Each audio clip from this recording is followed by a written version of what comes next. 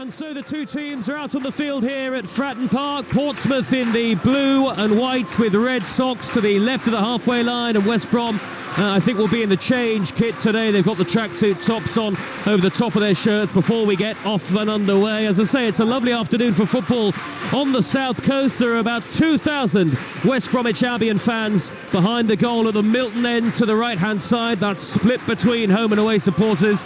You can't get a ticket at Fratton Park these days, Scott Minto, but John Mousinho has been saying this week they have had to make some adjustments to the playing style. The Championship, as we were saying earlier, is a very different beast. Yeah, and it's a really difficult thing to do, because actually last season they sort of pressed high and they were one of the better sides, well, obviously the best side in the end.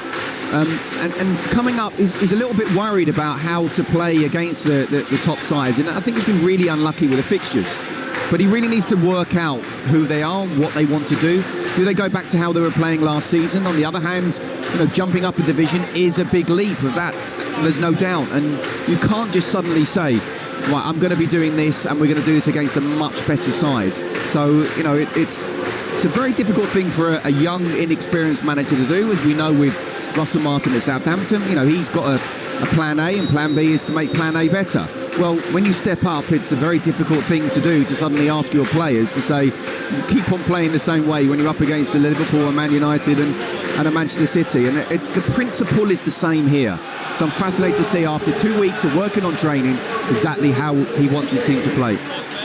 Well, we'll find out in the next few moments here, live on Talksport 2, your exclusive home of national radio commentary from the EFL. And we are getting news that there's been a change on the bench for Portsmouth. Cassini Yengi has had to drop out, so Elias Sørensen has moved up to be part of the Portsmouth substitutes today. No Cassini Yengi. We can only assume there was an injury in the build-up. West Brom have taken off the tracksuit tops. They're wearing their change kit today. It's the yellow and blue shirts with sort of blue pinstripes, dark blue shorts and dark blue socks. And Portsmouth in the royal blue shirts, white shorts and red socks this afternoon. Is this the day they get their first win of the new campaign? Or will the Baggies, buoying up to the top of the Championship table? It's very early days, but things are looking good early on for Carlos Corberán's team. Well, what has happened at the very start is that they have changed ends. So Portsmouth will kick towards that tall, single-tiered Fratton end in the first half, which is a little unusual for them. Portsmouth will play from right to left, and West Brom will attack the Milton end in the first half from left to right.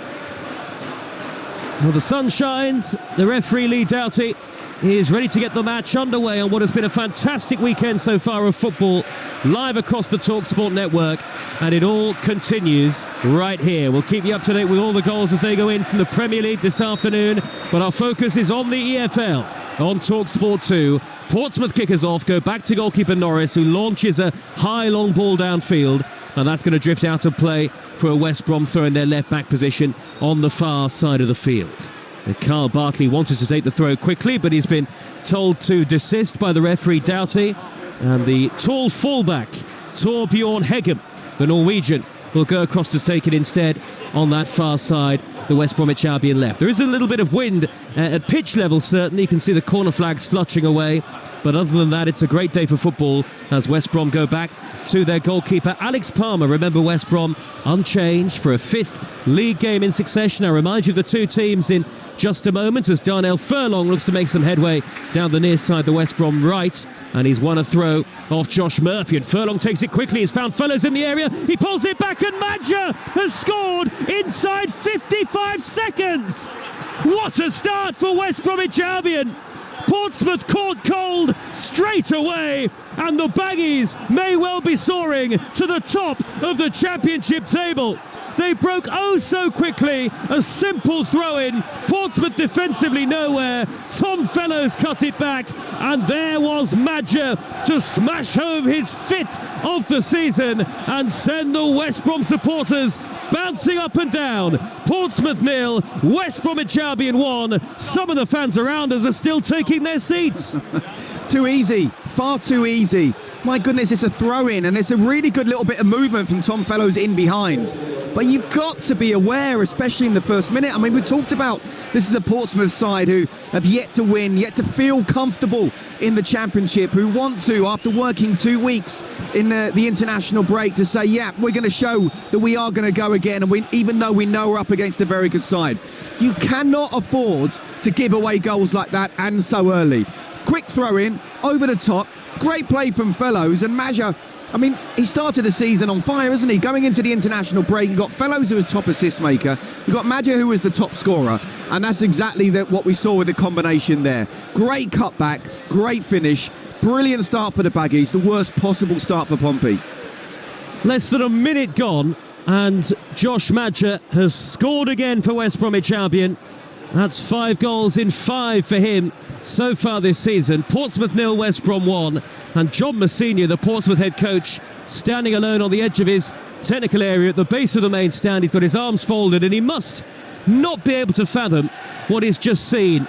Portsmouth totally switched off from that throw, and West Brom made them pay. It's another assist for Tom Fellows and another goal for Josh Maja, and West Brom just cannot do anything wrong in these early stages of the new season. Yeah, look, in terms of John Messina, it went perfectly, didn't it, last season? I don't think he would have got many grey hairs over the last 12 months, but I tell you what, the next 12 he certainly will, because he'll be scratching his head and thinking, how on earth do we give away a sloppy goal like that? If a top side comes and opens you up with great 1-2 touch play or a wonderful strike from 25 yards, then you hold your hands up and you say, fair enough. Something like that, you cannot afford to give away a goal in those kind of circumstances. And that's 4 assists in the first 5 games for Fellows, who is certainly getting noticed. And 5 goals for Maja. West Bromwich Albion lead by a goal to 0. Good noise from the Portsmouth fans. I guess the good thing for Portsmouth, and still there are people who've missed that goal scorer who are still arriving at the stadium late and packing into all of the 21,000 or so seats. The good thing for Portsmouth is there's just about the entirety of the game still to go. Yeah, I mean, do you think if they don't look up at the scoreboard and they just arrive, they might forget it? 0-0? They might not know. It can still be 0-0. Paddy Lane has won the ball back high up the pitch on the right-hand side. A little bit more energy and impetus about Portsmouth now. 1-0 down at home. We've had 4 minutes live on your home of the EFL, Talksport 2. Reverse ball towards Sadie in the penalty area. Corner of the box, blocked off by 6'4" Carl Bartley. Bartley and Ajayi have been a very steady central defensive pairing for West Brom so far this season. The ball is hoisted downfield towards Maja again. Lovely touch on towards Fellows. He's one-on-one with Conor Ogilvie on the near side, the inside right channel. Fellows dribbles to the edge of the penalty area, shoots low, and it's only a couple of yards wide of the far post as West Brom threaten again, and Portsmouth look capable of conceding every time West Brom come forward. Well, we've just been playing not yet 5 minutes, and West Brom look so dangerous, don't they? And they've got to be so careful with Tom Fellows. He's a young lad, he's made his England under-21 debut recently. You know, he's playing with such confidence at the moment. He was brilliant last season, started off brilliant this season, and it's something which Pompey, a player, they need to watch out for. And look, if I'm Conor Ogilvie, I'm sometimes just saying to my wide player, look, just sit in front, help me out here first 5-10 minutes. One thing Portsmouth cannot afford to do is go 2-0 down. They need to somehow just slow the game down, get hold of the ball, and even if they don't score or create too many chances, just stop West Brom creating chances themselves. Zach Swanson has prodded the ball forward towards the corner flag on the far side, and the run of Paddy Lane. The ball is cleared away by the West Brom goalkeeper Alex Palmer. Portsmouth 0, West Bromwich Albion 1. The goal from Maja no later than 55 seconds. It may have been a couple of seconds even quicker than that. I'll remind you of the two teams then. Portsmouth, Norris is the goalkeeper. Swanson, Williams, McIntyre and Ogilvie. Pack and Dazelle, Lane, Lang and Murphy behind Sadie up front. And for West Bromwich Albion, that unchanged side again. Palmer the goalkeeper, Furlong, Ajayi, Bartley and Hegham, Mowat and Malumbi, Fellows, Swift and Grant behind the goal scorer Maja up front. Portsmouth attacking the Fratton end in the first half. in these tight confines of Fratton Park. Swanson goes down under the challenge of Hegem. The Pompey fans scream for a foul. Referee says no penalty. Now it's back with the Portsmouth captain, Pack. Lovely inside ball to find Swanson, who's cut back from the dead ball line, is turned behind, and Portsmouth have a corner. What a start here on the south coast. Former Chelsea defender Scott Minter. Great reaction from Portsmouth, exactly what you want, especially with his fans staying right behind them all the time. And it's Swanson getting inside the box. It wasn't a penalty, but he got the ball again. Decent cutback, good defending. Now a chance of a corner. Brilliant noise. Corner into the near post, and Ogilvie, can he get his shot away with his back to goal? It's cleared only as far as Lang from distance. A low shot that is blocked by Moet. And now Furlong can gallop forward and cannon the ball up towards halfway. That's thundered off the back of the head of Callum Lang, a former Liverpool youth team player, joined in January from Wigan Athletic. And the ball goes out of play for a throw to West Brom in their right back position on the near side. And Carlos Corberán, ever demonstrative as ever. We can see him down at the front of the main stand here.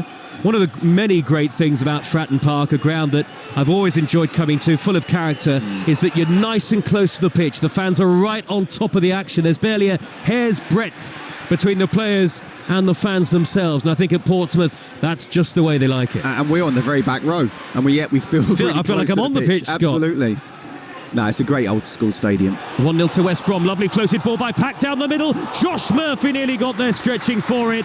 Palmer, the goalkeeper, timed his run out of goal just in time to collect the ball on the edge of the penalty area. Josh Murphy making his Portsmouth debut today after an ankle injury. Yeah, and we know the class that he's got, certainly at this level. He want to try. It's going to be a fascinating battle between him and Darnell Furlong. Both very, very good players, but that ball in over the top and just in behind, he was very nearly in there, wasn't he? Just stretching. Tottenham 0, Arsenal 0 in the North London derby. The 4:30 kick-off is Wolves against Newcastle at Molineux. In the Scottish Premiership early today, it finished Dundee United 0, Rangers 1. And we've got NFL for you on Talksport 2 once we're done here. Live coverage of the opening Sunday of the season, as Ajayi slides in on Christian Sadie, who put in a strong and reckless challenge on Darnell Furlong in the West Brom right back position. That's a yellow card for the Portsmouth frontman Sadie. Looked like he really left his right foot in there, firm and hard on Furlong, who went to ground, didn't get anywhere near the ball, and a frustrated challenge from Sadie gets him a booking. Now I think that's, well, one, the challenge of a striker, and two, a challenge of a frustrated player to see his team go 1-0 down. And we were still very early in the game, as you rightly say. The only consolation of conceding is the timing of it.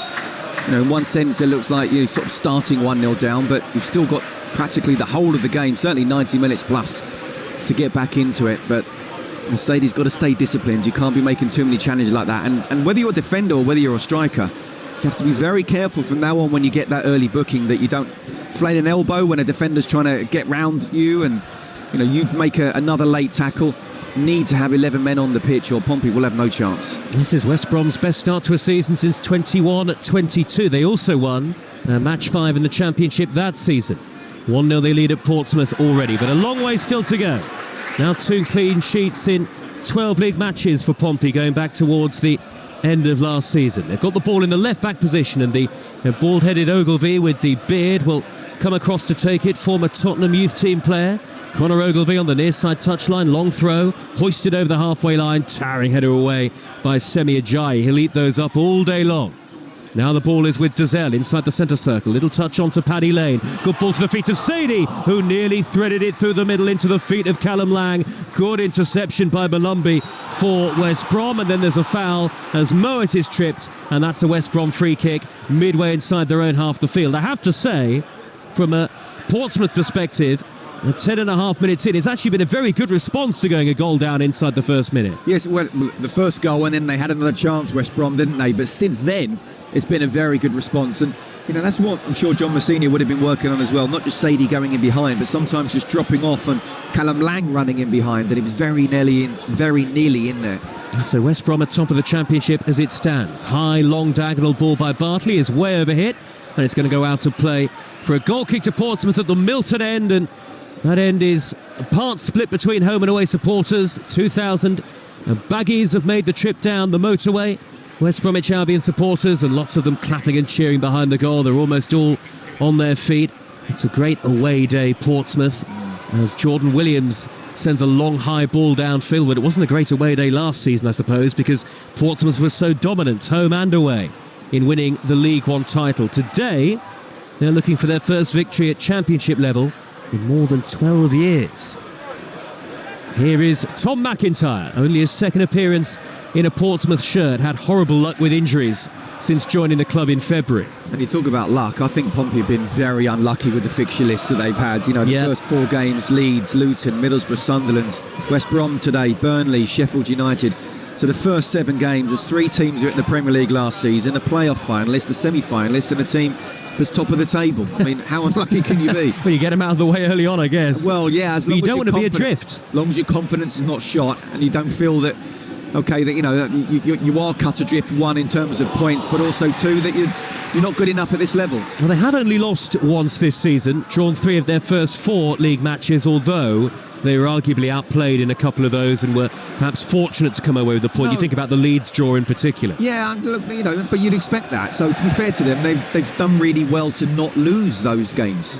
As I say, if you can't win them, just make sure you pick up points and not lose. If you have consecutive losses and 3, 4, 5 on the spin, then that starts to get you, no matter who you're playing. But the fact that they haven't won, but they've only lost that 1 game, I think, you know, they're doing okay. Well, there's a miscue at the back by Hegem, who's gone down. Swanson kept his feet right on the edge of the penalty area. Now delivers the cross. Lang went for it, threw himself at it. Brilliant defensive header from the fullback Darnell Furlong, who is very good in the air. A threat going forward often for West Brom, but that was a spectacular clearing header, Scott Minto. Very brave when that ball's kind of whipped in, but also seemingly hanging. And he's got to come across and leave his man and really put his head there. Brilliant header from Furlong. Back it goes to Ogilvie. First time left-footed cross. Lang is there at the near post, and it's turned away by Bartley. Inside the 6-yard box, and West Brom are suddenly under what feels like real pressure. Portsmouth seek an equaliser. Josh Murphy dribbles to the dead ball line. Deflection on the cross, it came off Malumbi. Then at the second attempt, it's turned behind by Furlong. It's another Portsmouth corner, and would you believe it, with the pattern of play at the moment, a Portsmouth equaliser feels like it might not be far away. Absolutely, and what a fantastic ball from Ogilvie there, the way he whipped it in. Wonderful left foot, and brilliant defending in the end from Carl Bartley. The player Pompey is seeing the Portsmouth fans at the Fratton end of the crowd. Thousands on their feet behind the goal. Pack with a corner, right-footed underneath the crossbar, headed away by Ajayi. Lang hits it on the volley through a crowd. It's cleared only as far as the edge of the penalty area. Jordan Williams with a curling shot, and that's going to loop over the top from the centre half for number 2, and out of play for a goal kick to West Brom, and that West Brom back line can breathe a sigh of relief for a few moments. We've got more live football from the EFL for you tomorrow night. What a game in League One at St Andrews. Birmingham against Wrexham. 2 teams with 2 of the highest profile sets of American owners you'll find anywhere in the game. And then next week we've also got the return of the Champions League and the League Cup again for you this coming week, Tuesday, Wednesday, Thursday. Oh, Pax won it back inside the penalty area, has he? Not quite. West Brom looking to play the ball out of the back from inside their own 18-yard box, and they're under real pressure. Too much pressure to try and deal with at the moment as Portsmouth win a throw down by the corner flag, and that high press approach, we saw it from Pompey in League One last season. John Mousinho says he wants to see it in the Championship this season as well, and it's worked for them there, Scott. Absolutely. I mean, Alex Palmer should be reading that situation and just going longer. We saw it yesterday with Manchester City. Edison quite happy to go long. Okay, yes, they have got Erling Haaland, but still, you play it when it's on. 1-0 West Brom, the long throw to the penalty area, falls towards Lang, down by the penalty spot. Sadie, can he spin and shoot? He does, it's blocked. There were just enough yellow and blue shirts back behind the ball there for West Bromwich Albion, who are under dramatic pressure now. 15 minutes gone, 1-0 down. Paddy Lane's delivery, well taken by Palmer, the goalkeeper high above his head. Relentless pace and energy to these early exchanges. Portsmouth 0, West Bromwich Albion 1, but it's this sort of high-tempo, high-octane football which is exactly why we love the EFL on the Talksport network. Yeah, absolutely. You know, what John Mousinho was saying is we played that high press, high intensity, and once you start winning games, you can do that. And they've won it back again. It's Callum Lang through the middle, straight from the goal kick. It's deflected wide. West Bromwich Albion almost gifting Portsmouth an equaliser.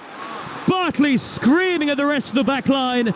Identical situation to just a few moments ago. They gave the ball away from their own goal kick, and Callum Lang's effort somehow, via a deflection, stays out. A Portsmouth equaliser looks all but inevitable at this point. I'm sorry, but Alex Palmer again trying to play in a situation it's just not on. Corner's taken short to Dazelle to whip one in high left-footed to the back post. Headed away, an aerial bombardment again for West Brom to deal with there. Amazing situation in the game. We're in the 17th minute of the match.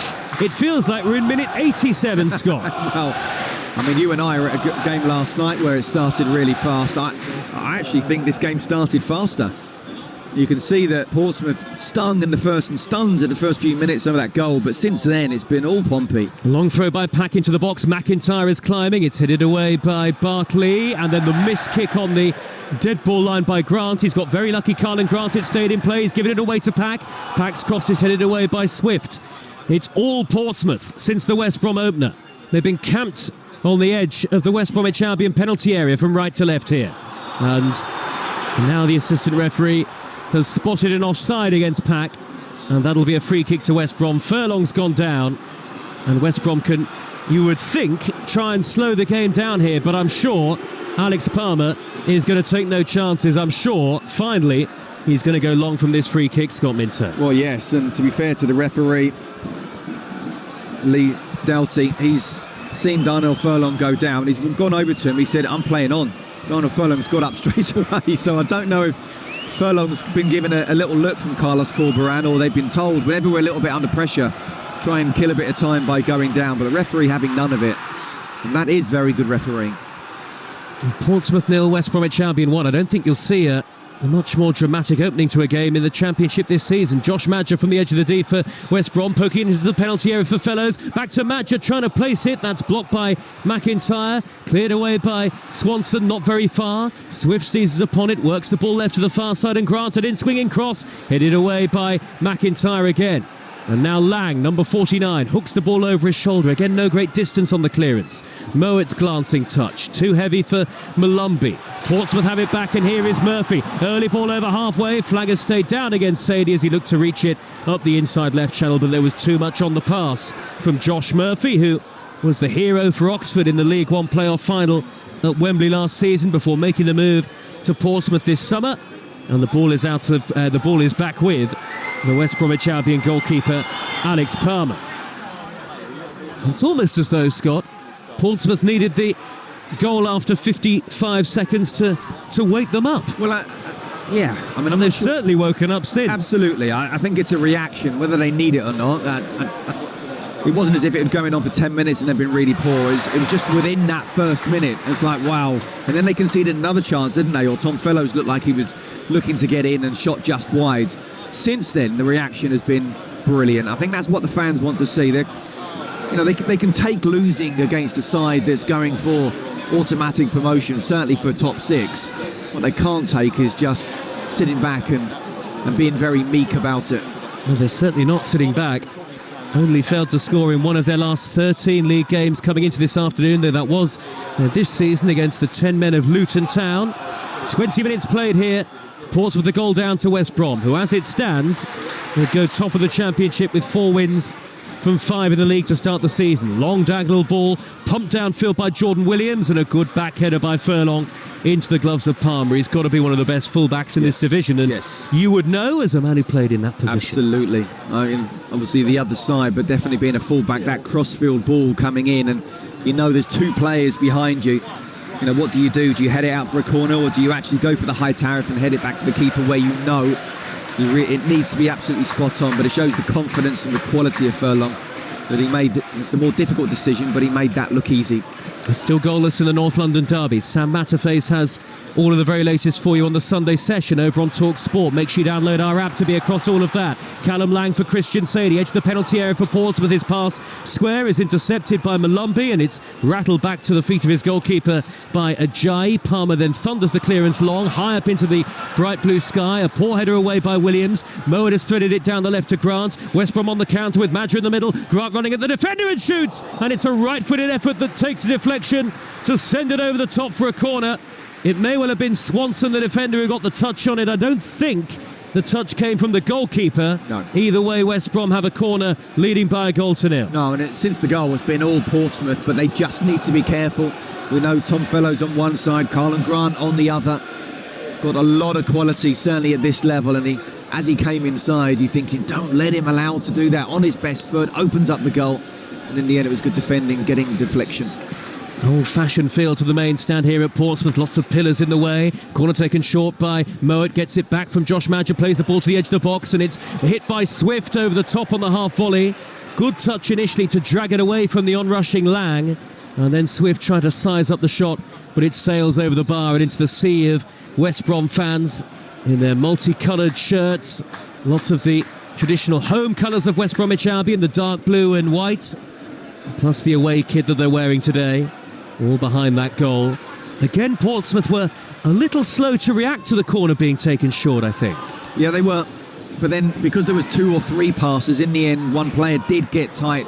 It's a great bit of skill from John Swift, just dinking it over him, and didn't quite have the technique on the half volley to keep it on target. And Mowat now driving over the halfway line into a pocket of space and steering the ball square to Swift, who's tripped from behind by Lane. Free kick taken quickly by Malumbi. Good refereeing to allow that to happen.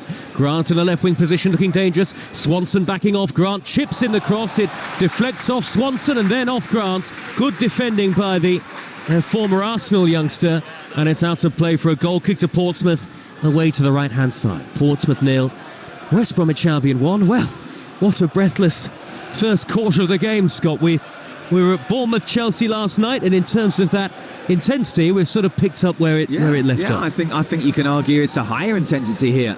You can see, because the home side have conceded that early goal, they've really gone at West Brom. And then, apart from the goal, which obviously is the most important thing, Portsmouth have been the team of the game we've had so far. They've been very much on the front foot, but that is because West Brom are playing away from home. They've got that early goal, and Portsmouth just need to be careful about that second goal on the counter-attack, because if the second goal comes in, it's going to be very difficult for them to get anything out of this game. Well, the good news was over the international break they could work on a number of things on and off the ball, said John Messina, and they got some key players back from injury. Almost feels like the season starts today for Portsmouth, but they are 1-0 down this afternoon to West Brom. Lang back to the centre circle, and McIntyre with the square ball to his central defensive colleague Williams. They might say it starts after the Sheffield United game. Well, that can be problematic, right? Because everybody talks about the table being shaped after about the first 10 games of any season. Is that how you always experienced it? Yeah, kind of. But I think that the fact that the first 7 games are so difficult. If you look at the October fixtures, they're the winnable games. But again, I'll go back to the fact that they've only lost that one match, so they've done well there. Lovely ball by Pack towards the far side. He can really pick a pass. Swanson beaten to it though by Hegem, and actually I think he might have hurt Hegem with the follow through. Hegem gets to his feet. Yeah, just got to make sure that they're not adrift by those end of those 7 games. And Marlon Pack's cross is gathered by the goalkeeper. Tottenham 0, Arsenal 1 in the North London derby. Gabriel has scored against the run of play on what has been a fiery North London derby so far, but it's Arsenal, with all of the injury concerns in the build-up, who take the lead. We've got coverage continuing over on Talksport right now with the Sunday session. Arsenal lead by a 1-0 against Tottenham into the second half of the North London derby. Make sure you download our app. It's free, easy to download. You can swipe between both stations at your leisure. That'll be particularly important when the Champions League returns next week. As Furlong crosses, cleared away to Madger. Madger's snapshot is blocked. It was a terrible clearance by Swanson. Should have been routine. Instead, he only knocked the ball forward about 2 yards to the feet of Madger, whose left-footed effort was turned away before it could really test Norris in goal. Well, it's a great ball in from Furlong, you have to say. He's pinged that in first time across goal, and it's gone to the other side, the right back. And one thing, again, as a fullback, you've got to have real care when you're trying to clear the ball with your wrong foot. When I go back, my dad always says no footballer should have a wrong foot. But you do. Well, you're right, I think, really. Well, he's right, but you do. And it was a really poor clearance. And Madger, the form he's in and been in so far this season and today with that early finish, in the end, he's got to try and find a gap between himself and the defenders, and Test the keeper. That's the voice of the left-footed Scott Minto, alongside me in the commentary position here. Both-footed Scott Minto. Both-footed. No, always left, yeah. A free kick to West Brom, midway inside the Portsmouth half. Slightly right of centre, not much of an angle for Swift to work with here, but with his prowess on dead balls, it's always possible, and they have sent Ajayi and Bartley forward for this. It's dinked over the top by Swift to the back post, and Bartley was there waiting. Good header away by the Portsmouth captain, Pack. The ball has dropped out to the West Brom left. Malumbi with the red boots on, reverse ball into the penalty area. Goalkeeper didn't get there quite initially, juggled the ball, did Norris, but then able to claim at the second attempt above Ajayi, who, when he jumps very high indeed. Swanson now goes back to the Portsmouth goalkeeper, Norris, again. Named in the League One team of the season last year, unsurprisingly, with the 19 clean sheets that he picked up. A great season for Portsmouth last year, and I think the sense is the Championship is the sort of least point in the divisions where they want to be. They want, of course, ultimately to go one further and get back in the Premier League one day. And first things first, though.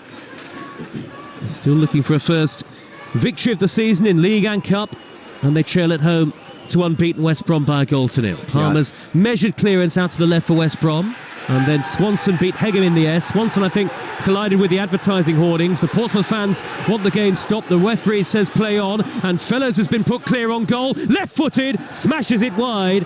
Portsmouth are furious with the referee on the pitch and in the dugout. Well, the referee, when he's off the pitch, the referee's got to play on there. Can't quite see whether it is a head injury. It doesn't look like. It looks like he's just sort of fallen over and then into the boardings.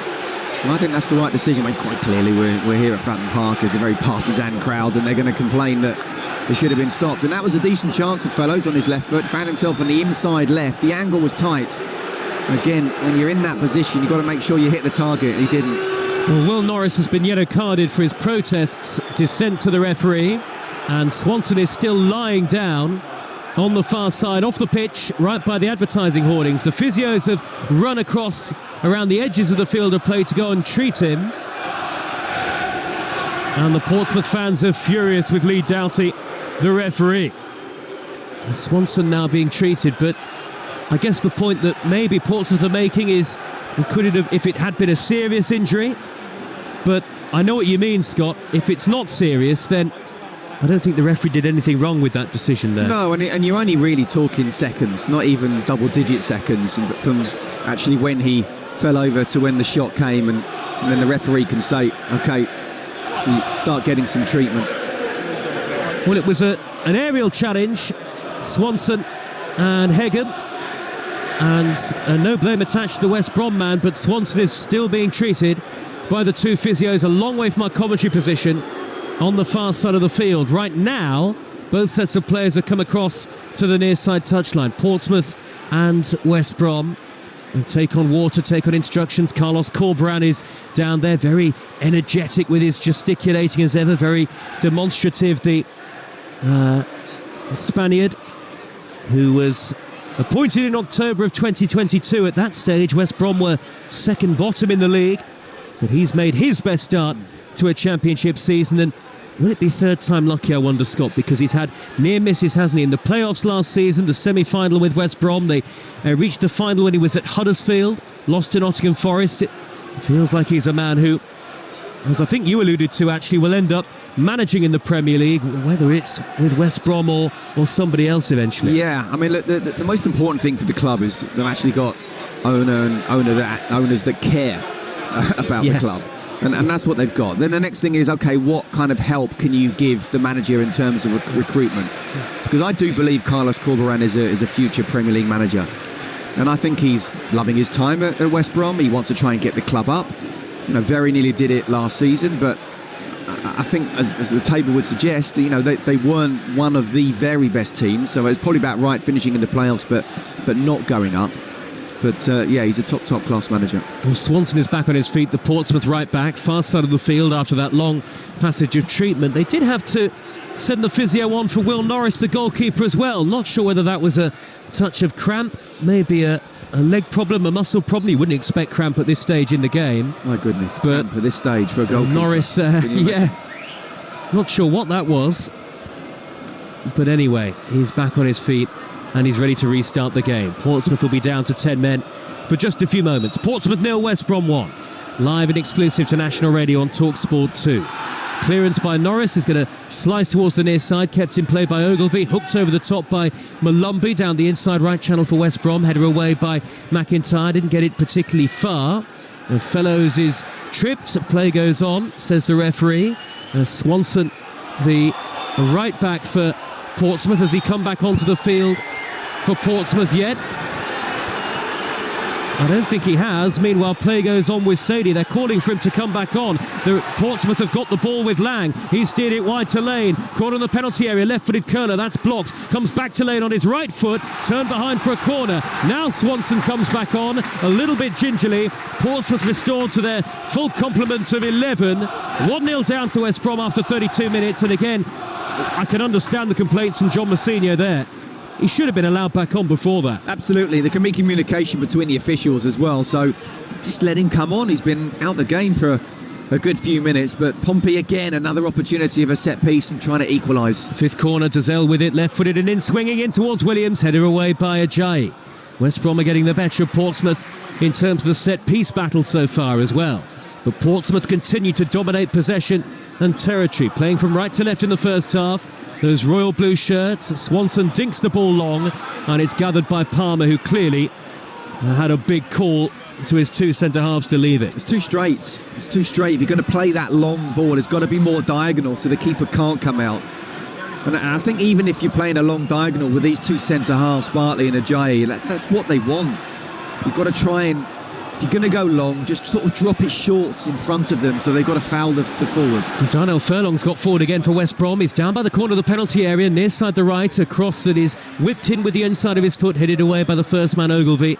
It'll go out to play for a throw. Still Tottenham 0, Arsenal 1 in the North London derby. Gabriel with the only goal so far. Wolves against Newcastle underway at 4:30. And we'll keep you up to date with the early stages of that here on Talksport 2, and Talksport and Sam Matterface with the Sunday session will do likewise. Now then, there's a throw on the near side which Furlong will take, close to where the Portsmouth fans at the Middleton End are sitting. A few rows of safe standing there as well. Milton End to our right. Long throw by Furlong into the box towards Ajayi. It'll bounce to the far post. Madger denied by the goalkeeper. Did it cross the line? Referee says no. What a save by Norris. Absolute point blank. Crossed by Mowat. Headed away by Ogilvie this time. Well, that's one of the saves of the championship season from Norris. Brilliant save. I'm not going to go as far as to say it's Gordon Banks, but it was one of those where he's certainly a lot closer than Pele was back in 1970. And the way he was able to just dive and get a really strong hand.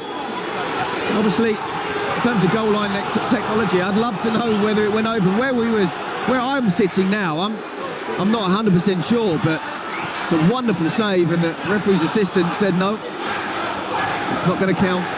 Well, the Portsmouth fans are fuming with the referee again, and there's a yellow card out of the pocket of the referee too.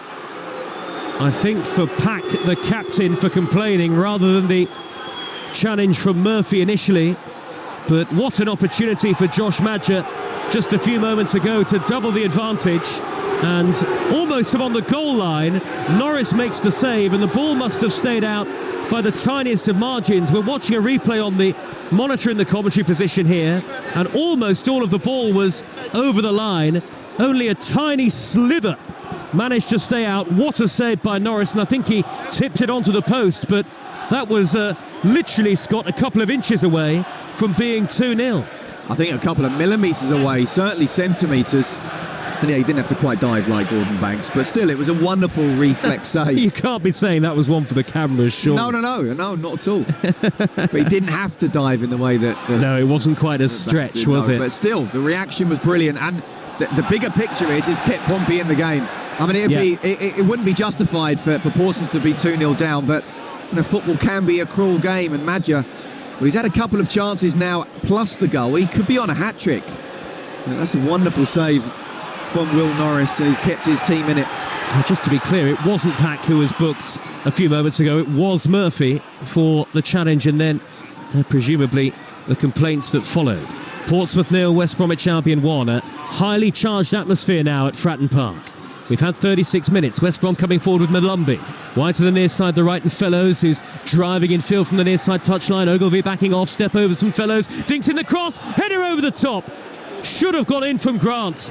6 yards out. He's got to get it on target, and if he does, it is probably 2. It's another huge chance missed for West Brom. And it would have been another assist for Fellows as well. And I think he knows in a one-on-one situation, he has got Ogilvie, who's got a great left foot, but in terms of defending one-on-one against this incredibly talented young kid, he's finding it very difficult. Little step over on his right, he can cross with his right foot. Great ball. And you're spot on. He has to hit the target, Carlan Grant. And Carlan Grant, who spent last season on loan at Cardiff City but has come back into the fold at West Brom this time around. Madger's surely offside with his back to goal, and Swift has curled one wide, but the flag did go up against Madger, that checkered yellow and orange flag, and ironic cheers from the Portsmouth fans here in the main stand. John Mousinho, the head coach, first managerial role, arms outstretched, and he's speaking to the fourth official again.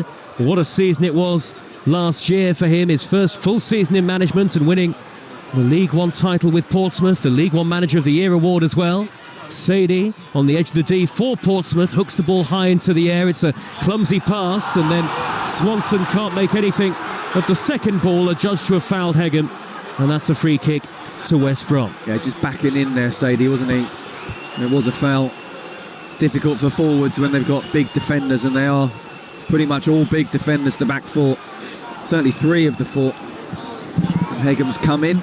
Sadie knows he's got to try and be strong, but he's backed in a bit too much there. 6'2" Hegem, Torbjorn Hegem, who was another summer signing at West Brom. There were quite a few changes over the course of the transfer window, some familiar and regular starters leaving the club over the summer. Foul on Murphy by Furlong, and they're on their feet, the Portsmouth fans, all around the stadium to cheer that. Brilliant. They really do get involved, every decision contested, and it's part of what makes the atmosphere here so good. Absolutely. You know, it's an old school stadium, and I think if they went even higher, they could probably double this attendance. They create some passion, these fans here. And Murphy, corner of the penalty area near side, left-hand channel for Portsmouth. He's had to step on the ball, then he shuffles to the left-hand side, tries to whip in the cross. It's blocked by Furlong. Good defending by Furlong, jockeying Murphy all the way. Portsmouth win their 6th corner, but they can't find the goal. Taken short quickly by Murphy to Pack. Back out wide to Murphy again. Takes a touch, crosses in low. Turned behind by Furlong once more. And West Brom have got to do a little more, perhaps, in terms of preventing these set pieces. Though it's remarkable to say it, but West Brom could be 3-0 up with the chances they've had. Absolutely. You know, and they could be. And they look the most dangerous. And yet it's Portsmouth who are trying their hardest and trying to break this West Brom side down. But a really strong back four. 6 minutes of the first half remaining. Corner in by Pack, headed away by a combination of Furlong and Ajayi. It looked like at the near post, hammered clear by Grant up towards halfway.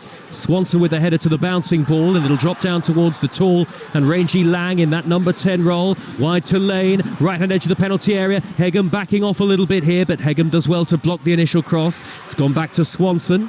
Swanson whips it in left-footed, headed away. Thumping header clear by Ajayi once more. He's been the dominant presence in the air in this game so far. West Brom lead by a 1-0, but a lot has happened since that first minute opener for Madger. And Portsmouth have had enough of the possession and territory to suggest that they're more than capable of coming back in this game.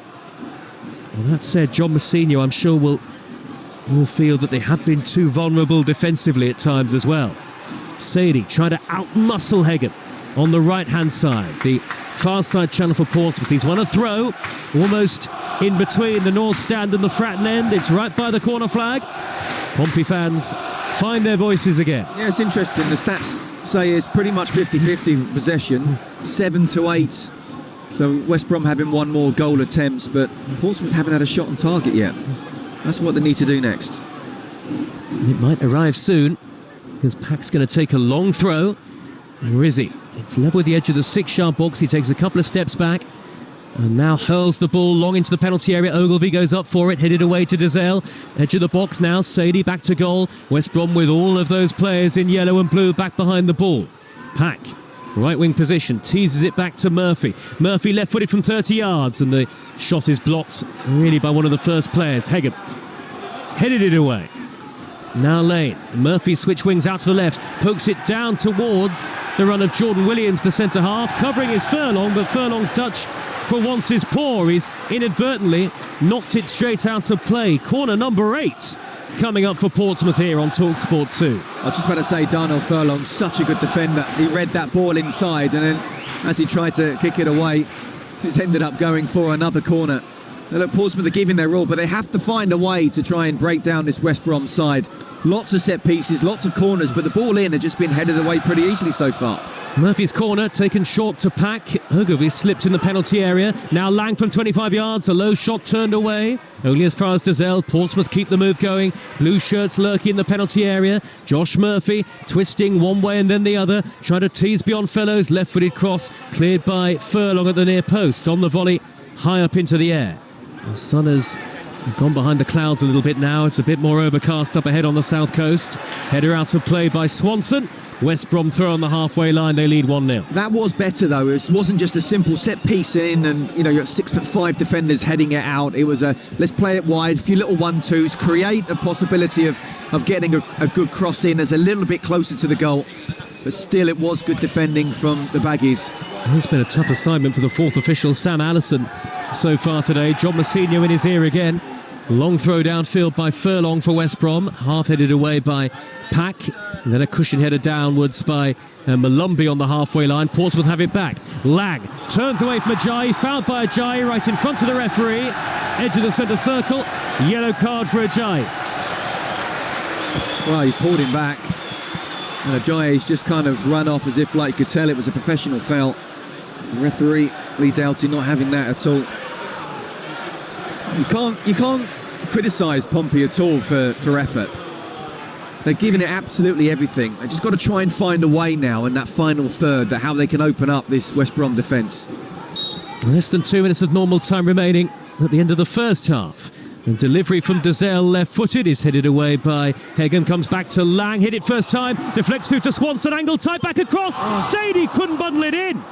Somehow, maybe he was out-muscled on the goal line by Bartley and Furlong. Now it's Murphy's right-footed cross. Still won't go in for Portsmouth. And Palmer able to collect the West Brom goalkeeper high above his head. Sadie was right in front of the goal. He almost had it at his mercy.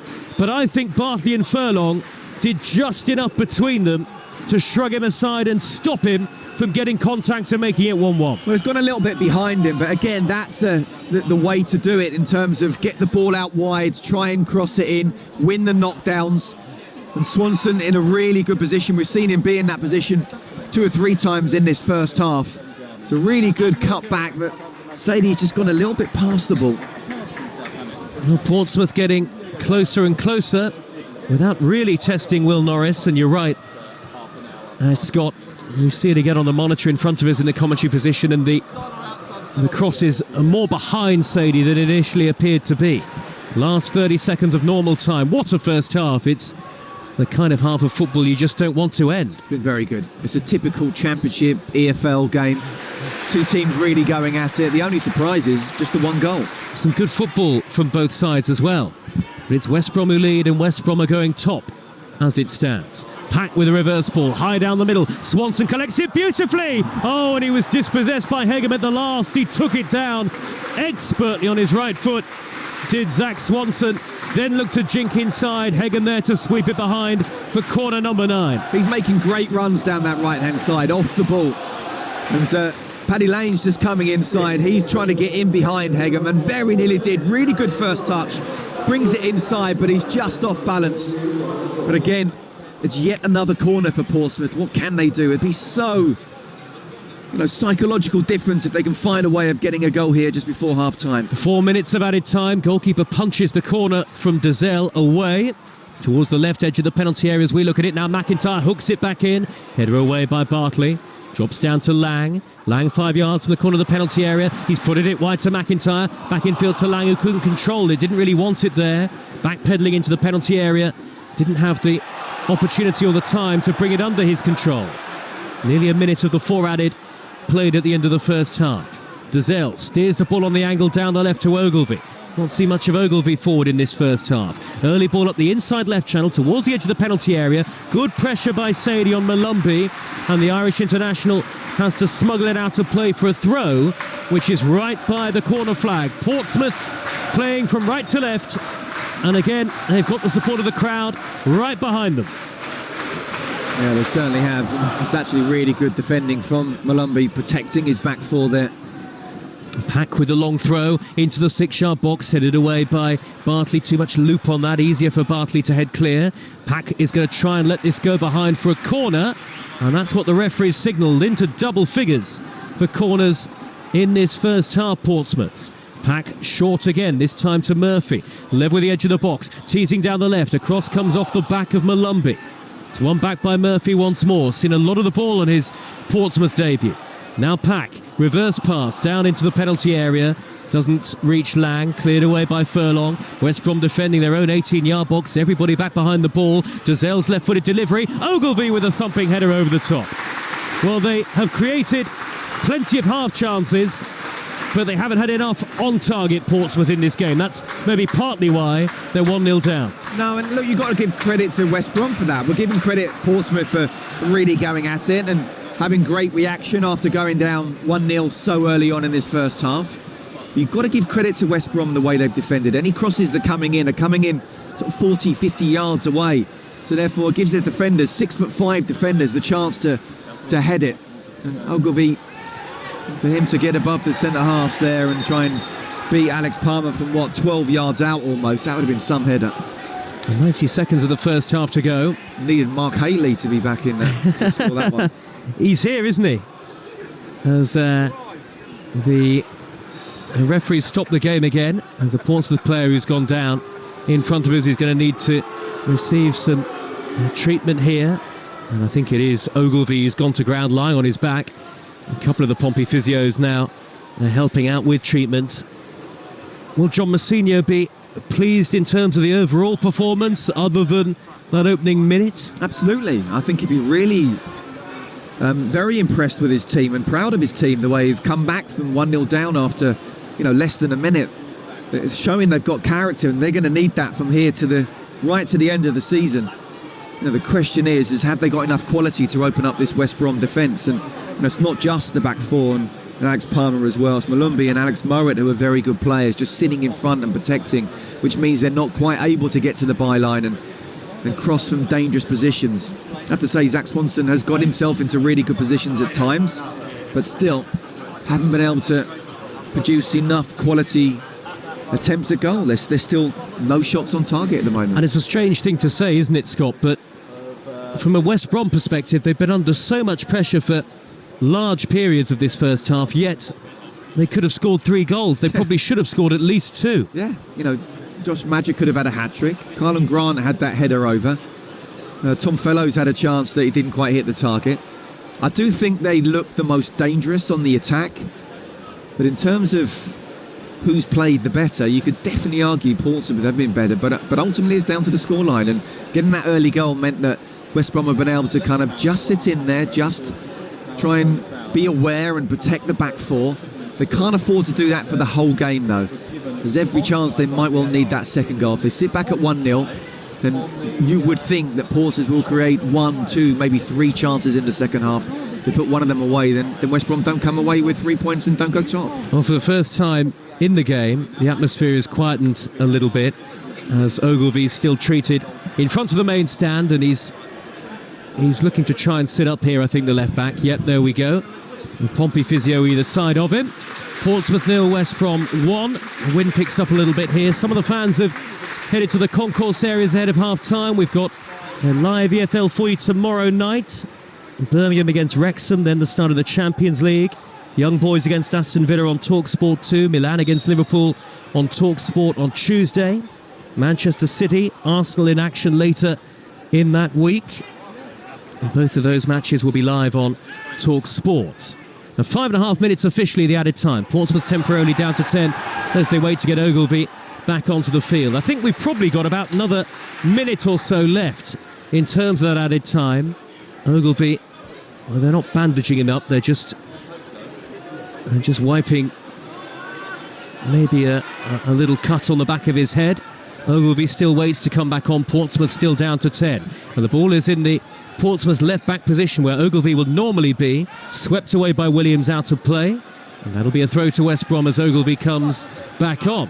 The only amazing thing is that there's only been one goal in the game so far. Absolutely. The game itself deserves more.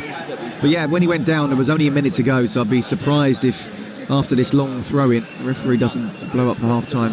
He'll be taken by Furlong, very close to the to being in line with the edge of the penalty area. Here he comes with an angled run-up, long into the penalty area with the throw, headed away by Pack for Portsmouth, and that is the half-time whistle. And it's West Brom who lead by a goal to nil, and they are heading top of the championship as it stands. But really the scoreline doesn't tell the full story of the match. West Brom took a very early lead after less than 55 seconds through Josh Madger. Since then, Portsmouth have had long spells where they've been dominant in possession and territory. They've created numerous half opportunities without seriously testing Alex Palmer in the West Bromwich Albion goal. And then at the other end, while West Brom have so fleetingly found themselves on the ball in the Portsmouth half with regularity when they have got in behind, they've had two further great chances. Madger somehow denied by Will Norris, the Portsmouth goalkeeper, from very close range, and Carlin Grant with a header from 6 yards over the bar. Portsmouth 0,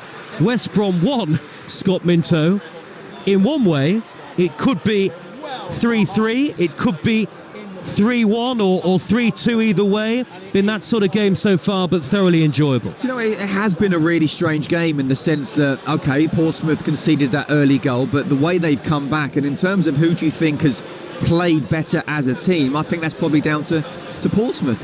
But in terms of clear-cut chances, you know, if West Brom were 3-0 up, if you look at the chances they've had, you would say that, yeah, that's probably about right, because the quality of chances that West Brom have had. Yes, they got that early goal.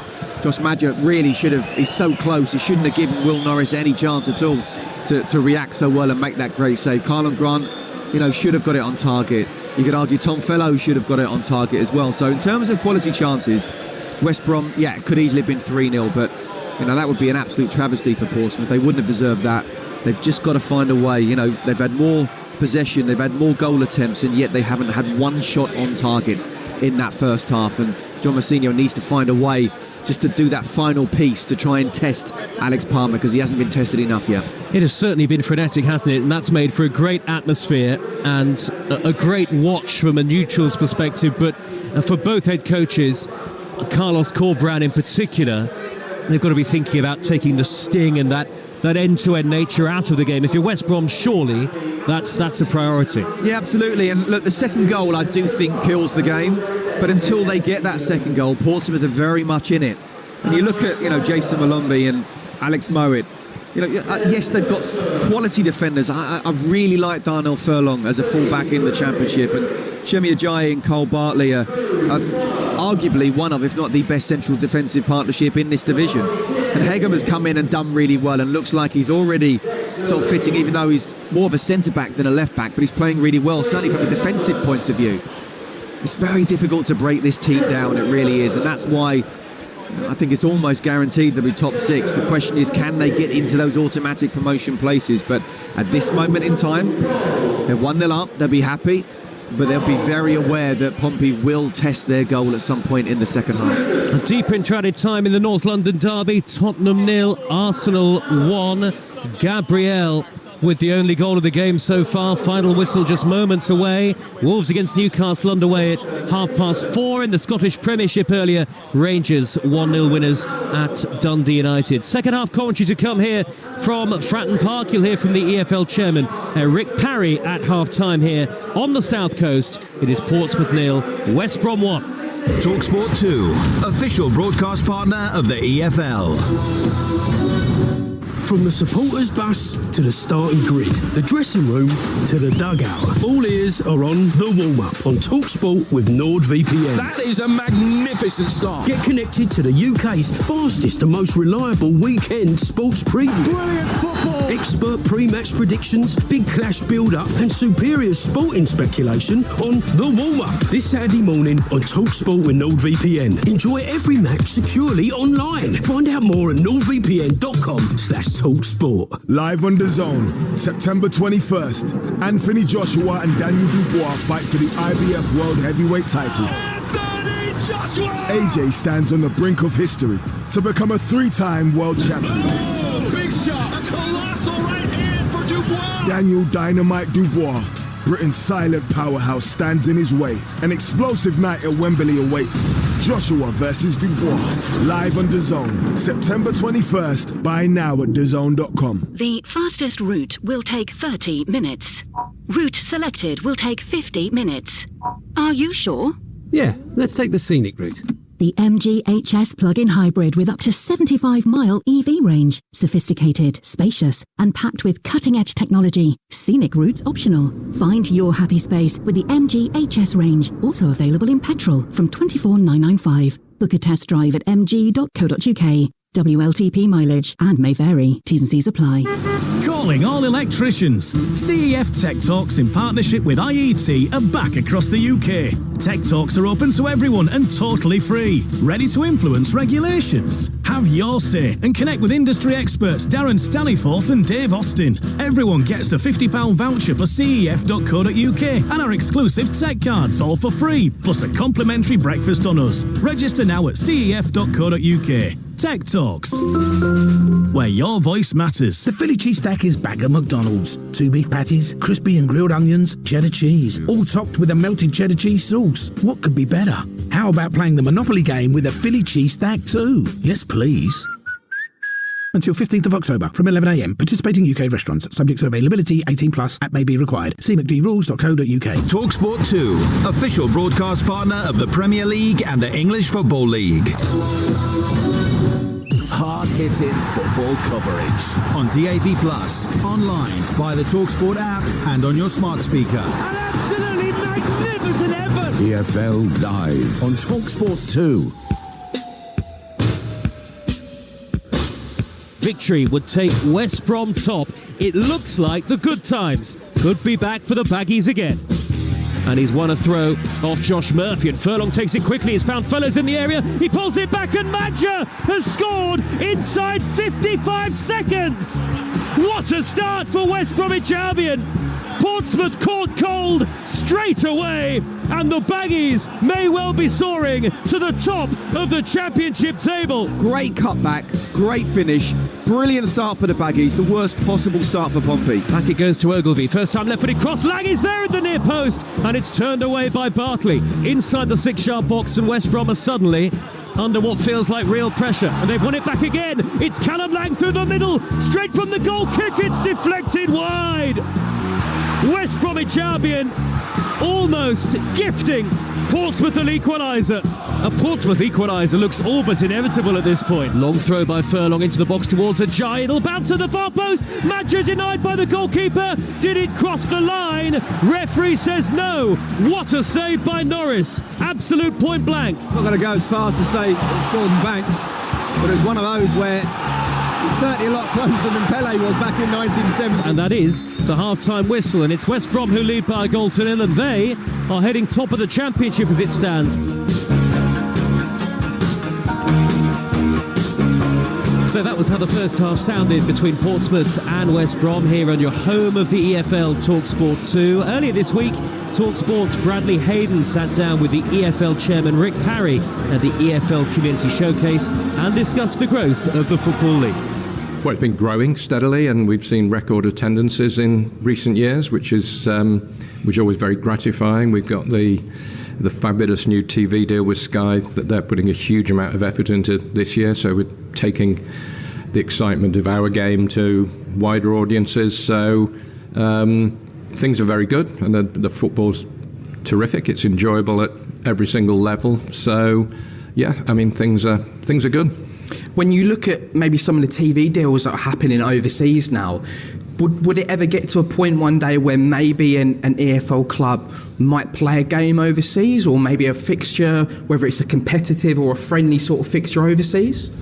The EFL is a game in England, as far as I'm concerned, so, that's not even a debate. In terms of what they do off-season, I mean, Wrexham have been playing games in America fairly regularly and playing against Premier League teams, but, our focus is on, and it's what the supporters want, is playing games in England. That's our heartland, and as we've just said, in terms of relationships with the communities and the importance of that, relationships with their local towns, we're not going to do anything to fragment that. You've been quite vocal about independent regulation potentially coming in, going forward. There's obviously been a new government this year. I wondered how that's maybe impact potentially that, and whether we could still see that coming in the coming years.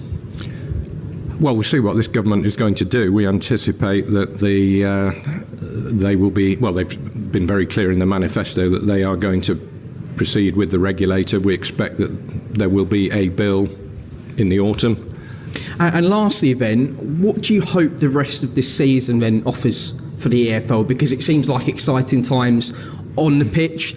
More of the same, frankly. I think we're going in very much the right direction. There are definitely issues to sort out within the game on redistribution. That's the elephant in the room. Whether that has to wait for the regulator, whether it's something we can pick up, time will tell. But in the meantime, we're really excited about doing what we do, which is running the EFL, making it the very best that we can make it. So there you are, Rick Parry speaking to Talksport 2's Bradley Hayden. We'll talk more about that in just a moment. Just to confirm, full time in the North London derby, Tottenham 0, Arsenal 1. Gabriel's goal was enough for the victory for Arsenal. Only one Arsenal manager has ever won 3 straight Premier League away games at Tottenham. That man is Mikel Arteta. And so Arsenal get the bragging rights.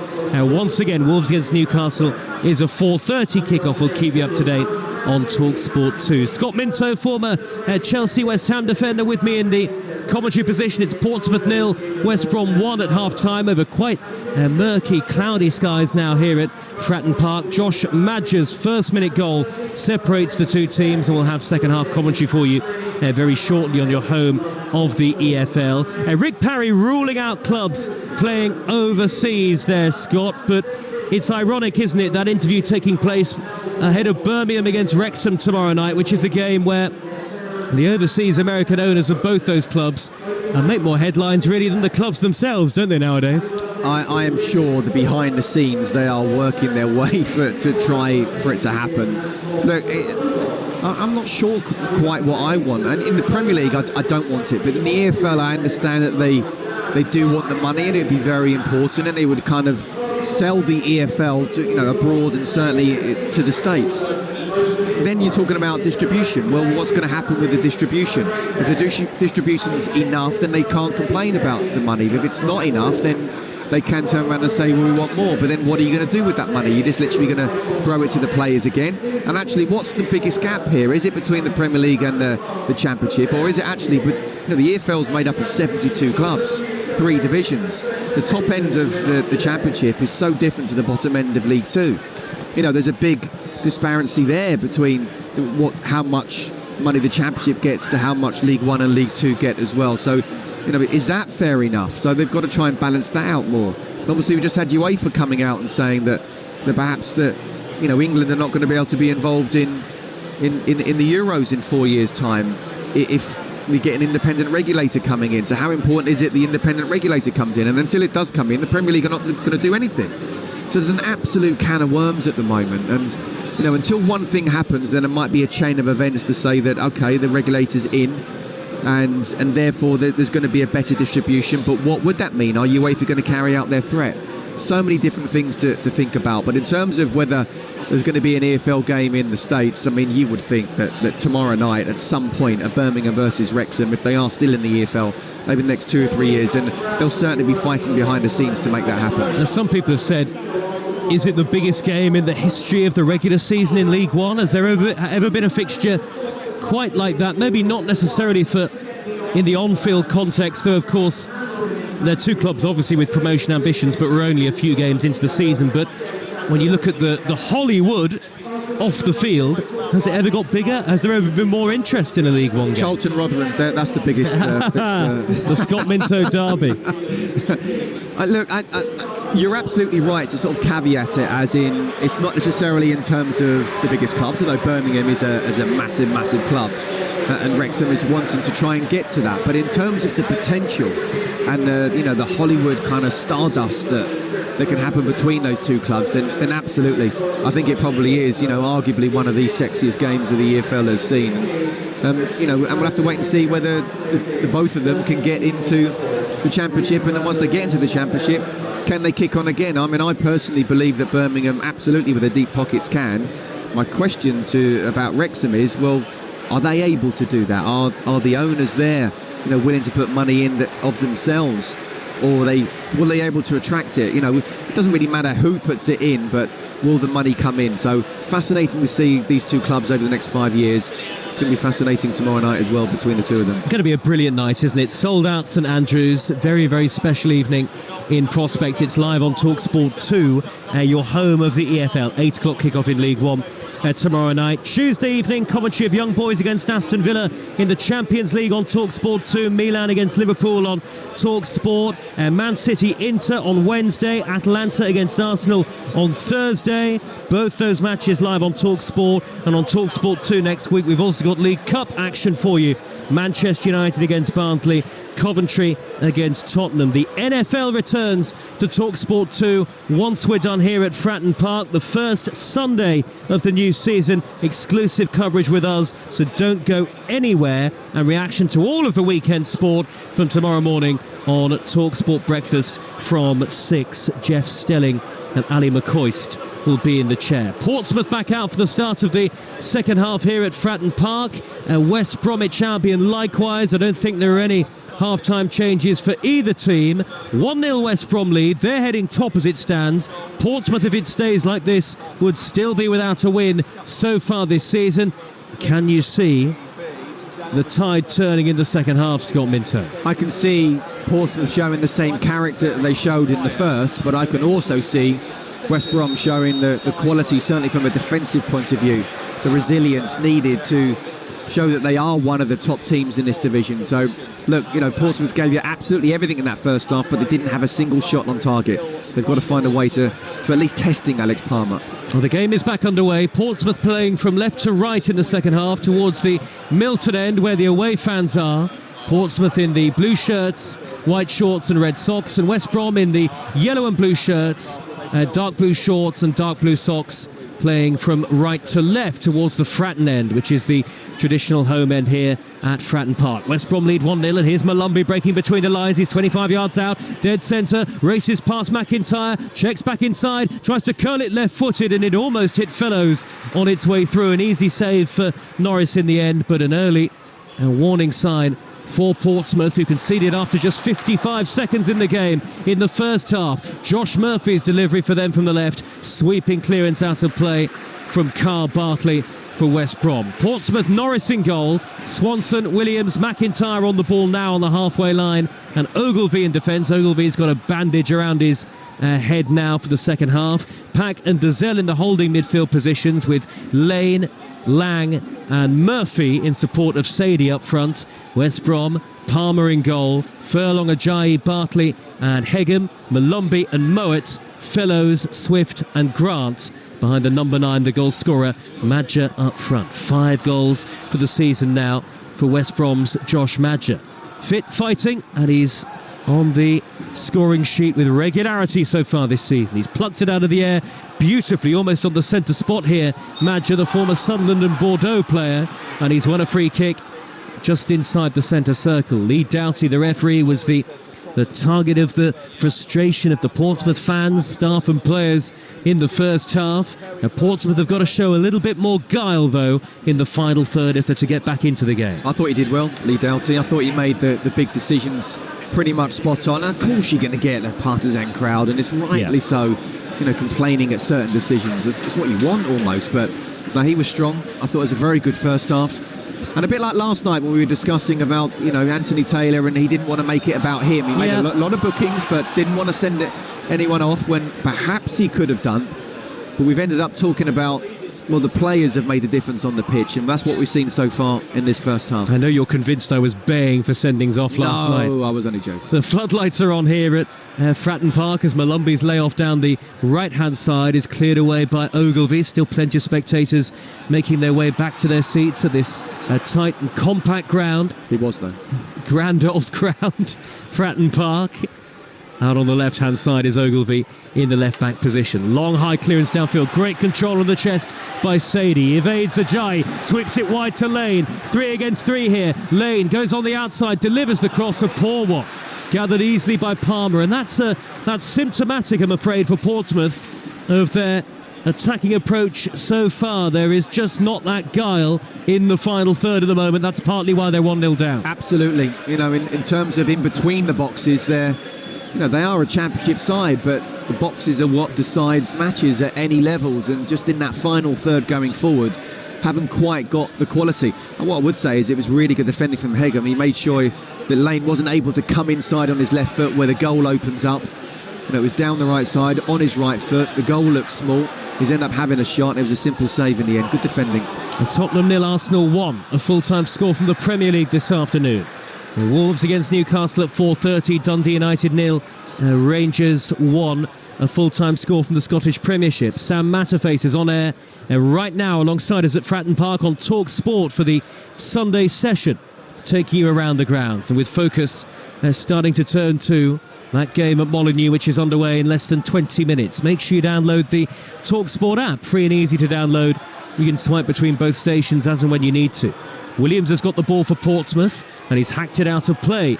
The centre-half signed in the summer from Barnsley. I can see Carlos Corberán applauding the West Brom press. Corberán in a light grey jumper.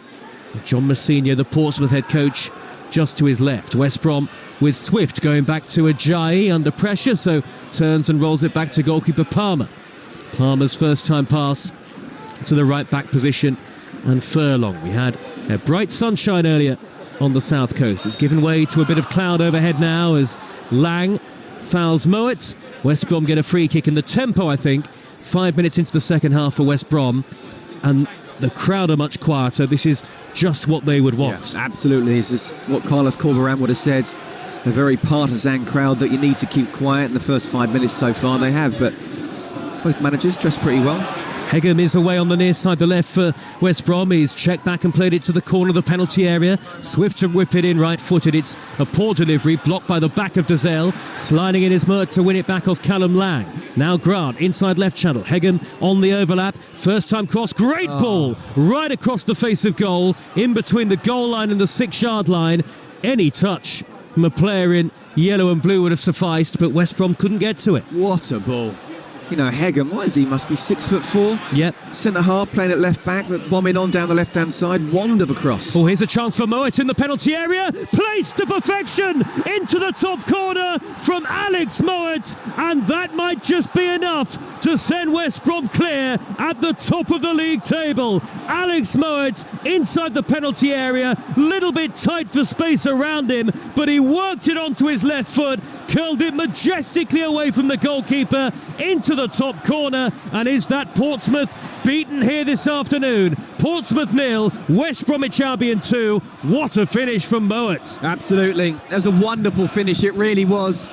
And look, they had started well. It wasn't as if they were really trying to really press and really go for the second, but they were very much on the front foot. Clearly Carlos Corberán said at half-time, look, we can't keep on playing like this. We are defending well. We just need to try and be a little bit more intense. And they have, and they got into that around the box area. The ball fell to Alex Mowat. It's a wonderful strike. He's able to just drop a shoulder, come onto his left foot, and it's top corner, giving Will Norris no chance whatsoever. Definitely stepped it up in the second half. Shouldn't really be allowed that amount of space, but it wasn't a lot. It was only about a yard. But the fact that he was, and the ball was laid off to him first time, it's a wonderful goal in the top corner. And look, we talked about how Pompey have given it everything. They've got resilience, they've got character, but they perhaps haven't quite got that quality. haven't yet had a shot on target. How are they going to get 2 and 2 goals? And they're coming forward again, West Brom. Malumbi charging right up the middle. To the right he goes, and Fellows now. Let it run across his body on the corner of the box. Fellows holds up possession. West Brom lead by 2-0. They scored very early in the first half, and they've scored early in the second. It's a long way back for Portsmouth, you feel, from here. They last went without a win in their first 5 league games of the season in 2010-2011, when they were in the Championship. Grant, little flick to his left for West Brom, cleared away by Lane. I wonder how long John Mousinho will leave it now, the Portsmouth head coach, before he thinks about changes. Not happy with the challenge on Dazelle in the middle of midfield. A free kick to Portsmouth, but they have a lot of work to do to try and turn this match around. I'll remind you of the 2 sides substitutes for Portsmouth. Schmid, the goalkeeper, Towler, Poole, Potts, Sørensen, Silvera, Kamara, Blair and Matt Ritchie. And for West Brom, the subs, Wildsmith, the goalkeeper, Holgate, Wallace, Diangana, Diakite, Dobbin, Racic, Johnston and Frabotta. And there are subs from both teams warming up along the near side touchline here in front of us in the main stand. But it's the West Brom fans, 2,000 strong, who are cheering with delight. They've got more winnable games to come ahead of them, at home to Portsmouth and away at Sheffield Wednesday in their next 2 fixtures. It has been a stirring start to the season if you're a baggy. Do you know what? The fixtures have been slightly kind to West Brom, very unkind to Portsmouth. And I still think, in terms of Portsmouth, with the first 7 games that they've got, they mustn't be cut adrift. They mustn't lose that confidence and belief that they are worthy of being here in the Championship. I think by the end of October, we can look at the table and see where Portsmouth are going to be, which, let's face it, they're always going to be in a bit of a relegation scrap. Madger, edge of the box, left-footed drive, and that was dipping via a deflection, and over the top it goes for a West Brom corner. Portsmouth look a little bit shell-shocked after conceding that second goal. It's all West Brom, and Fratton Park has suddenly gone pretty flat here, Scott Minter. It has, and one of the most passionate grounds in the country has gone very quiet, and you can understand that, and I think that's the same with the players as well. That second goal has just killed their self-belief, body language changing. A corner from the near side from Swift, right-footed into the 6-yard box, punched away two-handed by Norris, back in by Bartley. It's going to loop onto the bar, but the referee had already blown for a free kick, a foul on the goalkeeper. And Mowat then nodded the loose ball into the net, but he knew that the free kick had already been given. Meanwhile, Portsmouth straight into the action at the other end. Paddy Lane, right wing position, infield to Murphy. Murphy teases away from 2 in yellow and dark blue for West Brom. West Brom lead by 2-0 here on Talksport 2. 10 minutes into the second half, over 20,000 at Fratton Park this afternoon, and the vast majority are going to go home disappointed unless there's a big change in the momentum of this game. Yeah, the problem is, he just hasn't got the quality on the bench, strength and depth. You know, this is his best 11 right now available to him, and yet not really laying a glove on West Brom. There's Elias Sorensen, of course, and Sammy Silvera as well. Here comes too many options. Dazelle trying to start a Portsmouth charge. Threaded to the central position where Murphy's waiting with his back to goal. Back to Pack. Pack from the lip of the centre circle, wide to Ogilvie. Ogilvie with a good cross. Headed away by Bartley in front of the West Brom fans. It's going to spiral away towards the far side. Fellows has kept it in play in front of Ogilvie. Then played a slightly risky ball, almost back into his own penalty area. West Brom clear long through Furlong though, and the danger's gone for them for now. Malumbi scoops the ball over halfway. Out to play. Portsmouth throw far side there. Left back position. And Portsmouth, as I mentioned in the first half, they've only failed to score in one of their last 13 league matches. Usually they manage at least a goal, but coming from behind in the Championship is a very tough ask, especially against a West Brom team who've got so much confidence at the moment. How much you'd love to have Colby Bishop on the pitch. Well, that is a big miss, isn't it? Colby Bishop, who, if you were unaware, is out injured after undergoing heart surgery in the summer. Of course, that's the most important thing. Absolutely. His health. That surgery was a success, but of course There is a considerable period where he's going to be out as a result of all of that. There was no Conor Shaughnessy as well. You know, he was the Players' Player of the Year last season in the League One Team of the Season. So, you know, it's two key players, one at one end, one at the other, added to such a tough fixture list. They've got to just keep their chins up. Got to believe that they get through this difficult period, not being cut adrift. October, then they try and step it up and win some games, and then the belief comes back. And it's West Brom who look very comfortable at the moment. 2-0 in front. Williams for Portsmouth on the halfway line. Down the middle to Sadie, who let it run across his body. Little dummy as he hoped it would reach Lane. Lane was beaten to it though by Bartley. Shepherded it back to the goalkeeper, who hacks it high downfield. Palmer, and then there's a foul on the halfway line. It was a tangle of legs between Ogilvie and Fellows, and the decision goes West Bromwich Albion's way. Well, John Mousinho would have been hoping for an up-tempo start to the second half from his Portsmouth team. It hasn't materialised. And as we head ever increasingly towards the hour mark, I think Portsmouth are going to make at least one change. And Silvera is on loan from Middlesbrough and certainly going to be one of the players who is going to come on. And West Brom now with Hegan, left back midway inside Portsmouth territory. Lovely turn by Grant, but he can't get away from Lane. Lane makes the tackle, then gives it straight to Swift. Swift forward to Hegan. Hegan can't control under pressure from Lang, but then he wins it back. West Brom are first to all the second balls at the moment. Portsmouth look very flat out on the pitch, and there doesn't appear to be a great deal of belief that they can turn this around. At the moment it feels like it would take something from nothing. A very different feel to the game in the second half. Good ball by Ajayi, threaded up the far side of the right. Furlong's pullback, turned behind by Ogilvie off his knees. That'll be a corner to West Brom in front of the Fratton end away to our left. Yeah, Pompey look tired right now, don't they? And I'm not surprised that John Mousinho is thinking of substitutions just to do something different and also add a little bit of energy. They gave it their all in the first half, weren't able to break down a very solid West Brom defence. That second goal really has taken all the steam out of them, and they're not able really to look as if they're capable of getting one goal back, let alone two. There'll be three changes for Portsmouth very shortly as we wait for this corner to be taken on the far side by the scorer of the fine second West Brom goal, Mowat. Lovely precision finish into the top corner. And Mowat with the mint-coloured boots on, lots of West Brom yellow and blue shirts lurking in the penalty area. Portsmouth with everyone back. In by Mowat, left-footed, headed away by Pack in front of his own goalkeeper. It'll bounce down on the edge of the box, cleared by Murphy.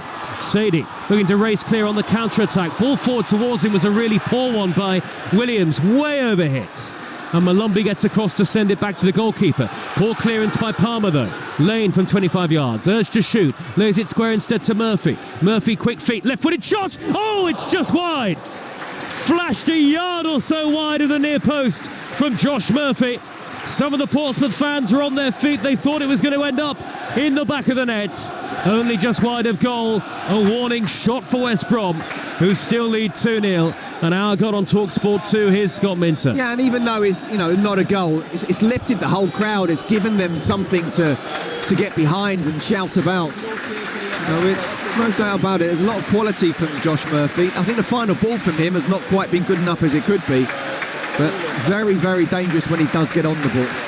Well, the three changes for Portsmouth, Paddy Lane and Andre Dazelle, are the first two to leave the field, and the third change is going to see Josh Murphy, who just had that very promising effort on goal, come off on his debut. He gets a standing ovation, has had an ankle injury. Maybe that is some of the thinking for John Mousinho. And the three coming on, the 19-year-old Abdoulaye Kamara, who joined in the summer from Dortmund, made his debut off the bench here in the defeat to Sunderland. He comes on.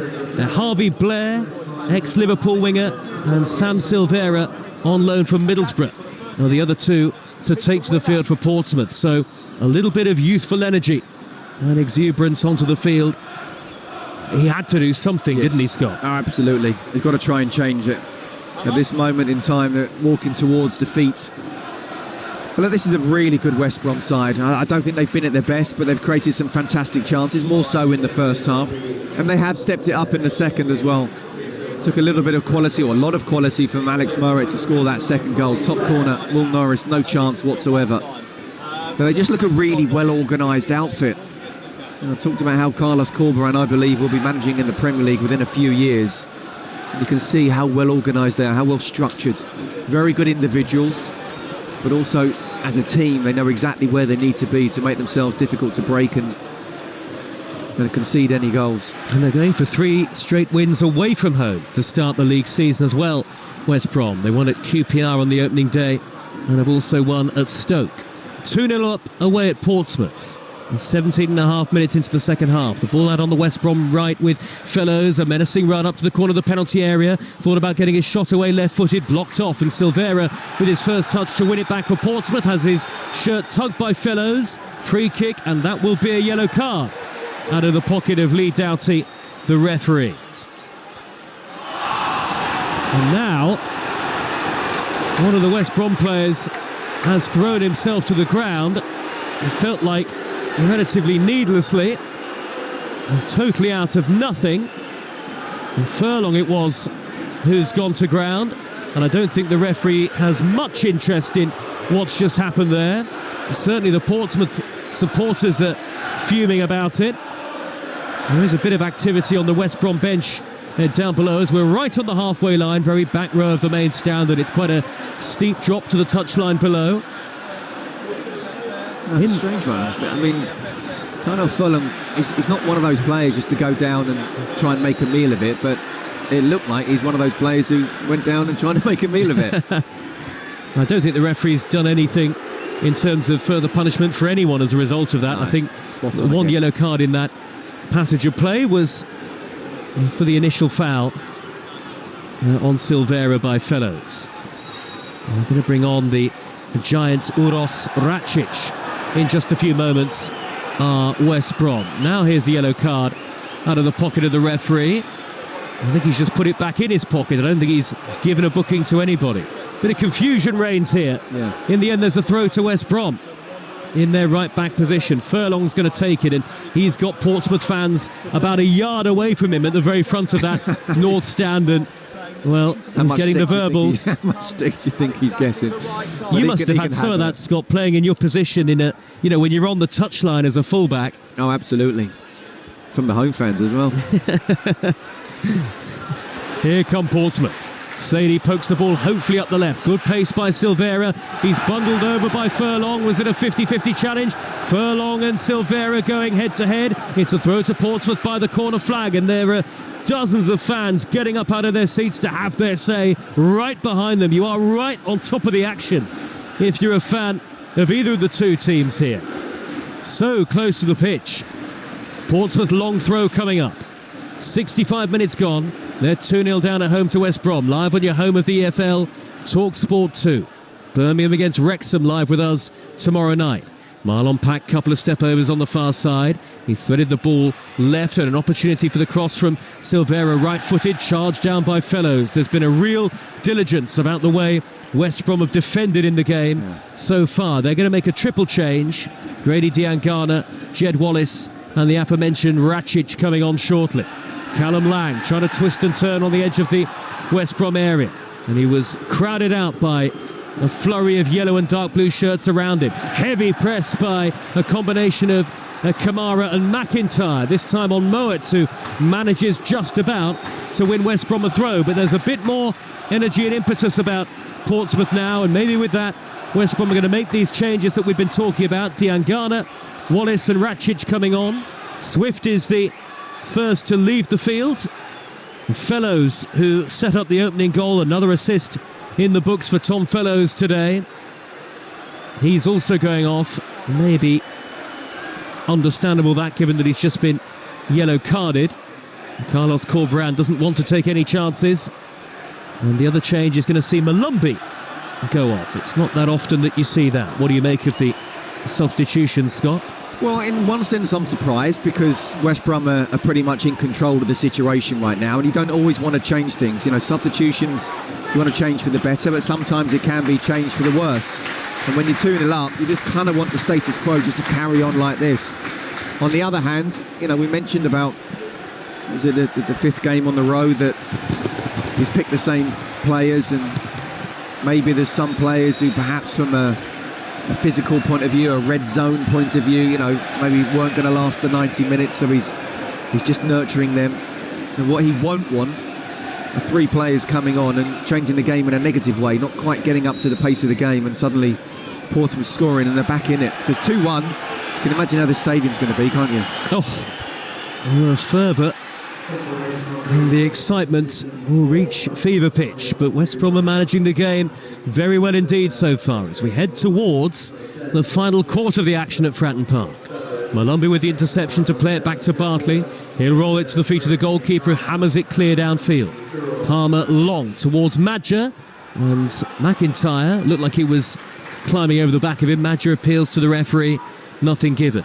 And Portsmouth have it back, and they need at least 2 goals as they seek to salvage a point here that at the moment feels like their best hope. The first senior meeting between these two teams for more than 15 years. Back when they were both Premier League teams. 2-2 the final score that day at Fratton Park. Can Portsmouth find a route back into it? Here is Harvey Blair. The first real touch for him, racing up the near side, the right, drilling in a low cross. Palmer gloves it away, got a glancing touch on it. Meanwhile, Lang went down inside the penalty area, nothing given. West Brom able to survive. Some promise for Harvey Blair down the near side, and now the referee is going to check on Lang, who is still down on his knees inside the West Brom 18-yard box. Yeah, it's been very bitty in the last 10 or so minutes. I mean, at least there's been a few little sort of clashes and collisions that have been able to get the Fratton Park faithful up for it, because they were stunned and very quiet in the first sort of 15 minutes of that second half. And Portsmouth again still haven't really been able to create any chances at all. Still looking for that first shot on target, let alone that first goal. As I say, we're going towards the 90-minute mark of West Brom being a superbly organised outfit of, yes, sit up against the side with a hostile atmosphere, but coming in and being in reasonable control of the situation. Just over 20 minutes to go. Carlin Grant in the left wing position. There was a nice ripple of applause when Jed Wallace came on, by the way, up against the club where he started his career, a former Portsmouth favourite. Now Madger, 10 yards from the edge of the box, blocked off by McIntyre. Not once, but twice by the former Reading man. Here is Wallace, out in the right-sided position. Back now to Ajayi, and here is Kyle Bartley, midway inside his own half of the field. Those two form 2 of the most experienced partnerships in the Championship at a central defensive level, and they know each other so well. They've played alongside each other for a number of years now in this West Brom team. It is quite a settled West Brom team. You can reel off a number of the names involved, plus a couple of new signings who've been added. And Kamara for Portsmouth with the bright yellow boots on. Gets a return ball, does the 19-year-old, but his square pass towards Pack is poor. Intercepted by Diangana. Madger's gone for goal from 45 yards, and it's wide. Saw the goalkeeper off his line and didn't actually try and lob Norris, tried to drill it beyond him. Norris wasn't sure of his position, and a little bit of a sigh of relief, I think, for the goalkeeper there, Scott. He scrambled in the first second or two, didn't he? Then he realised it was going wide, and that would have been a sensational goal from Josh Madger, who's really enjoying himself this season, isn't he? And actually could and perhaps should have scored more than 1 goal today. Wolves 0, Newcastle 0. Early stages in the Premier League game at Molineux. Arsenal 1-0 winners over Tottenham in the North London derby earlier. Dundee United 0, Rangers 1, a full-time score in Scotland. Mowat wins the ball back for West Brom. Less than 20 minutes left as Grant surges forward. He's got the pace to charge to the corner of the penalty area. Kamara is the player up with him, and he and Williams between them do enough to win it back for Portsmouth. There's still no change though really in the pattern of play. Portsmouth still not able to fashion that serious effort on target in the game. Here is Blair, tricky winger, former Liverpool youngster. Near side the right with the curly hair. He's taking on Grant. He's reached the dead ball line, and a low, bobbling ball into the near post. That's far too close for Palmer. And really, defensively, Carlos Corbrand's West Brom are looking comfortable. Yeah, and do you know what? When you're that wide, the forwards have to realise he's not going to put in a wonderful David Beckham cross to the far post. You've got to get across the near. And no one sort of reading that situation. He was really almost in by the corner flag there, and you could see he was hooking. The best he could do was get it towards the near post. And that's where that appreciation of what your teammate can do, it isn't quite there. And again, the quality of the final third. It may not get much easier for Portsmouth, as we've been alluding to, Scott and I. Burnley away from home in their next league game, and then they host Sheffield United here.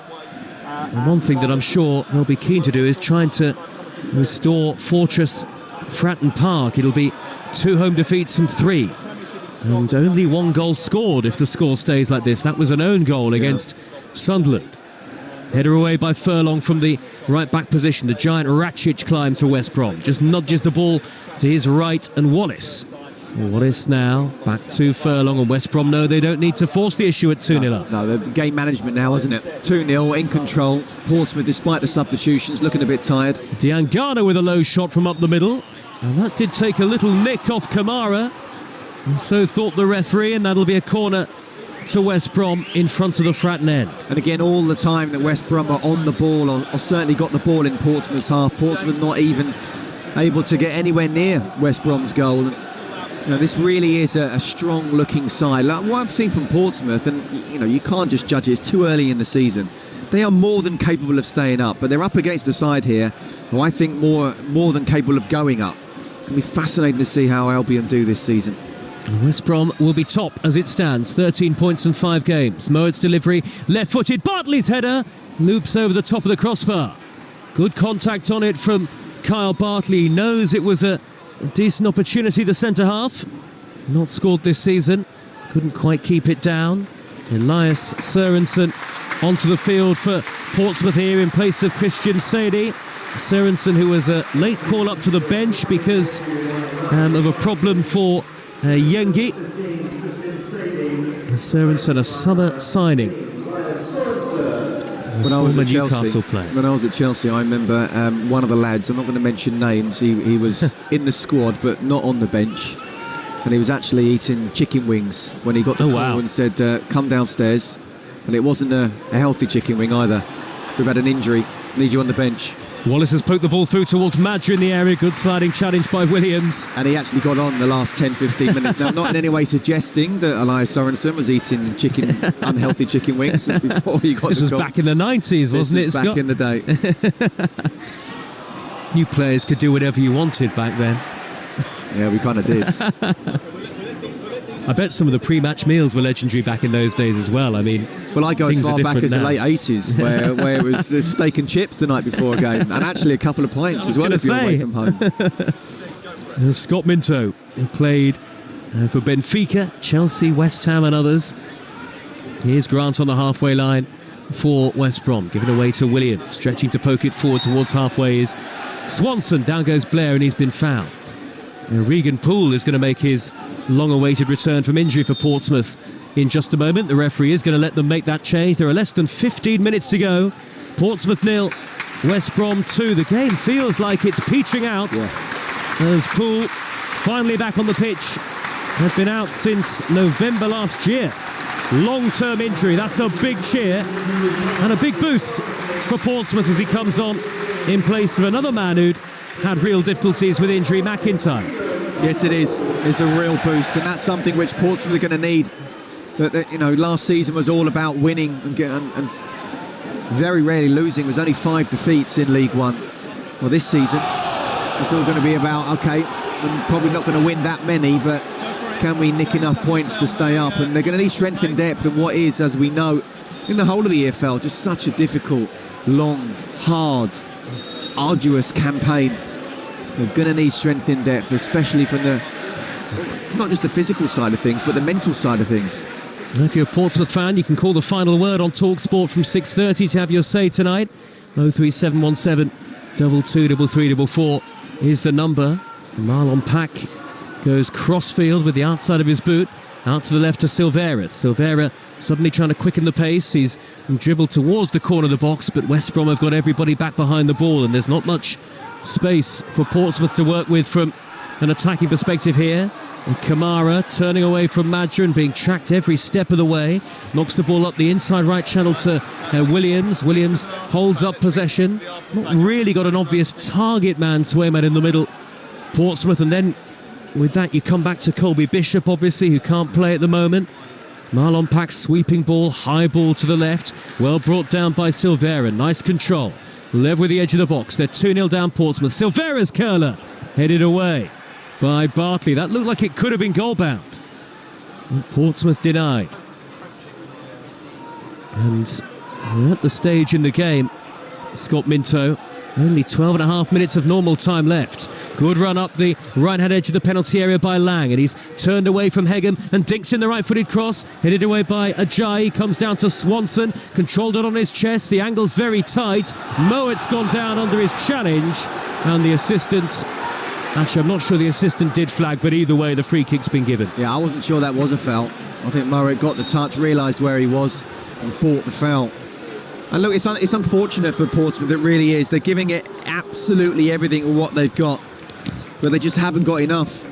You know, still struggling to test Alex Palmer. They put the cross in, and if it's not Ajayi, it's Bartley who's heading it out. You know, so well organised. At times it's like a 4-4-2 without the ball. And it's very difficult to kind of break them down.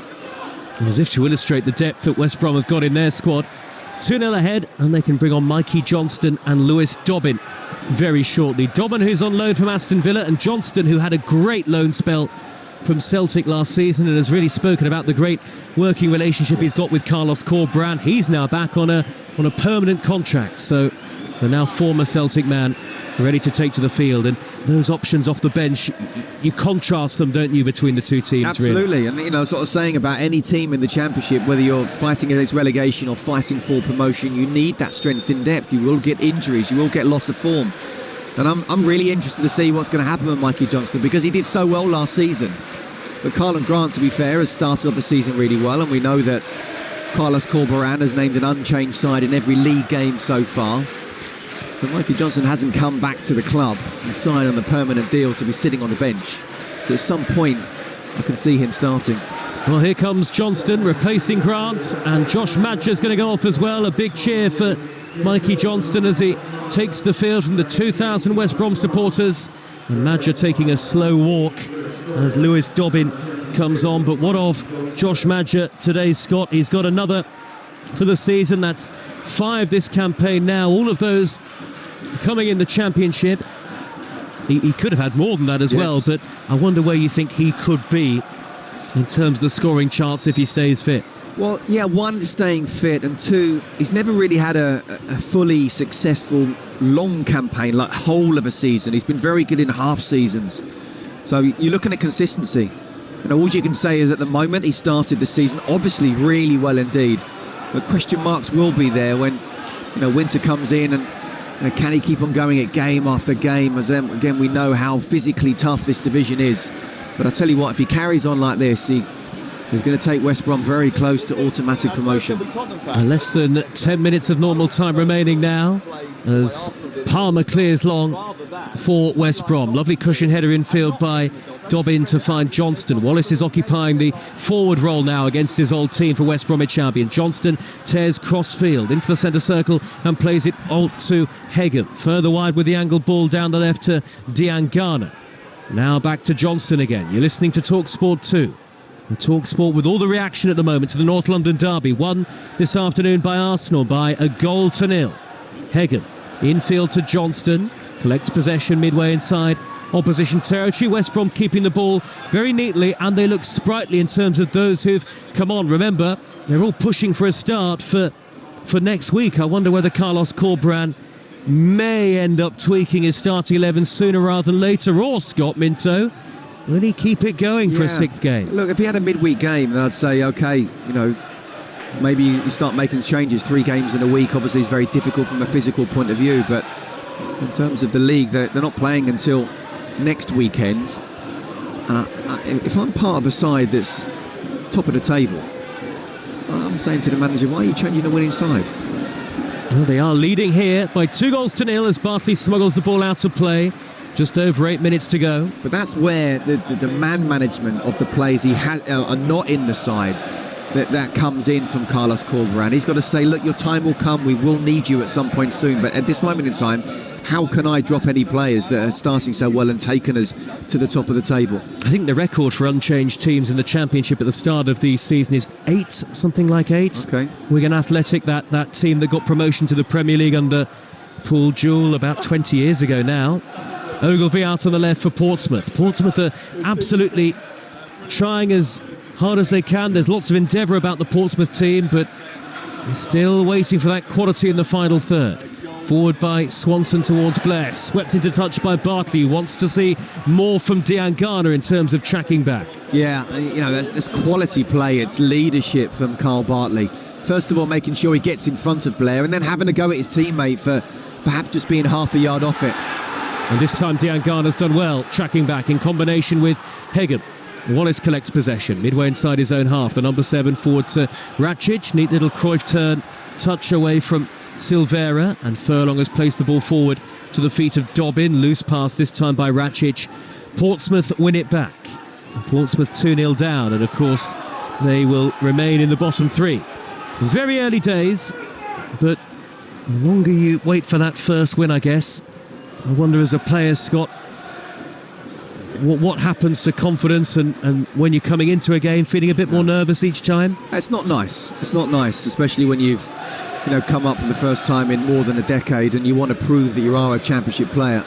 Good ball up the inside right channel towards Sørensen for Portsmouth. Goalkeeper came out, and between he and Ajayi, who came across to shepherd it behind, West Brom do enough to win a goal kick in front of their fans. But I go back to the fact, if you look at the fixture list, who the teams that they've played so far, the teams that are about to play in the next few games, I don't judge Portsmouth right now. I'll judge them at the end of October when they've played some of the teams. You're thinking, okay, well, now's your time to win.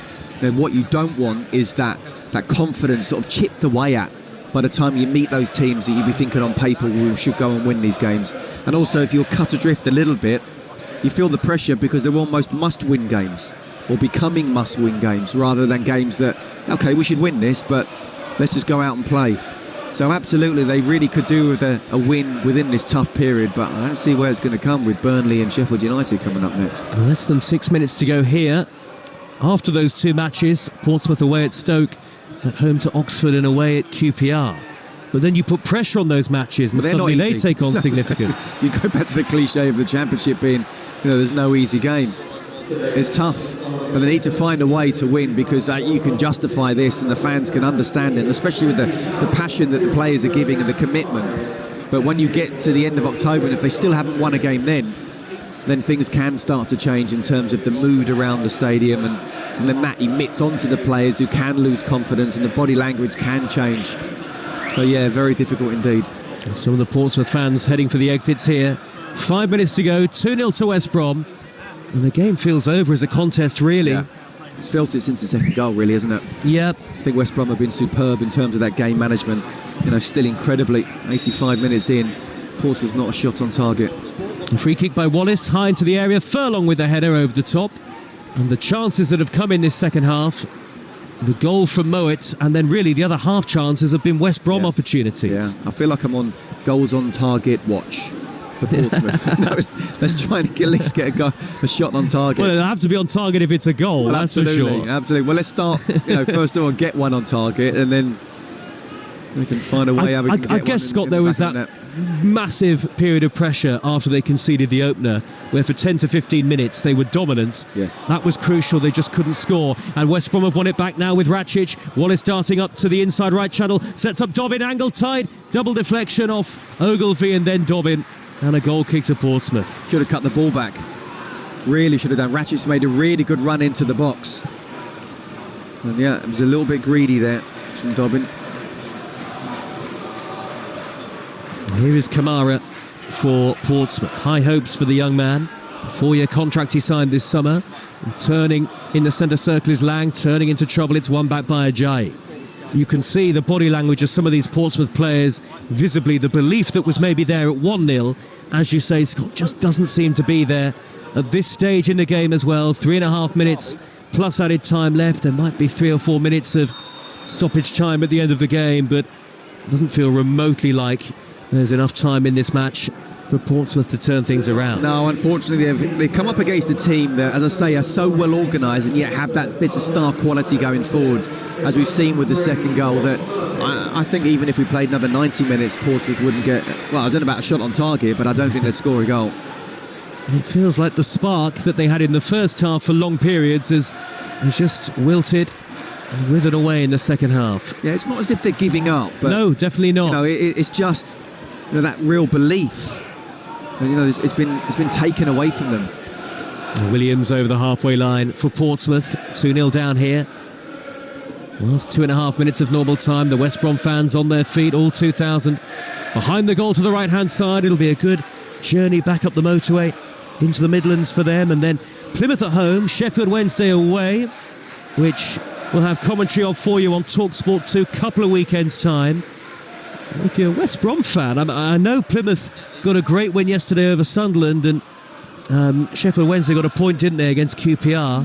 But if you're a West Brom fan, you're thinking, well, perhaps that could be 2 more wins and 6 from 7. Absolutely. I mean, it's not as if you're starting to tick off the games already, but you know, if you can build on the momentum that you've got against teams that actually, again, you should be winning, although sometimes they can be the ones that sometimes you slip up in.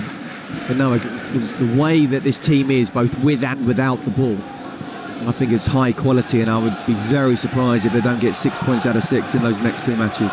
Here's Ogilvie, halfway line. Good noise from the Portsmouth fans, and defiant more than anything as we reach the last 90 seconds of normal time. 2-0 down Portsmouth. Swanson's right-footed cross is a really poor one into the near post, and I think he's lucky really that he's got a corner out of that off Hagan. Look, he is, but when the ball's bouncing like that, but you feel like you've got to take it first time, it's actually a very difficult cross to do technically. He could try to have stopped the ball and got it in with a second touch, but he wanted to try and get it in first time.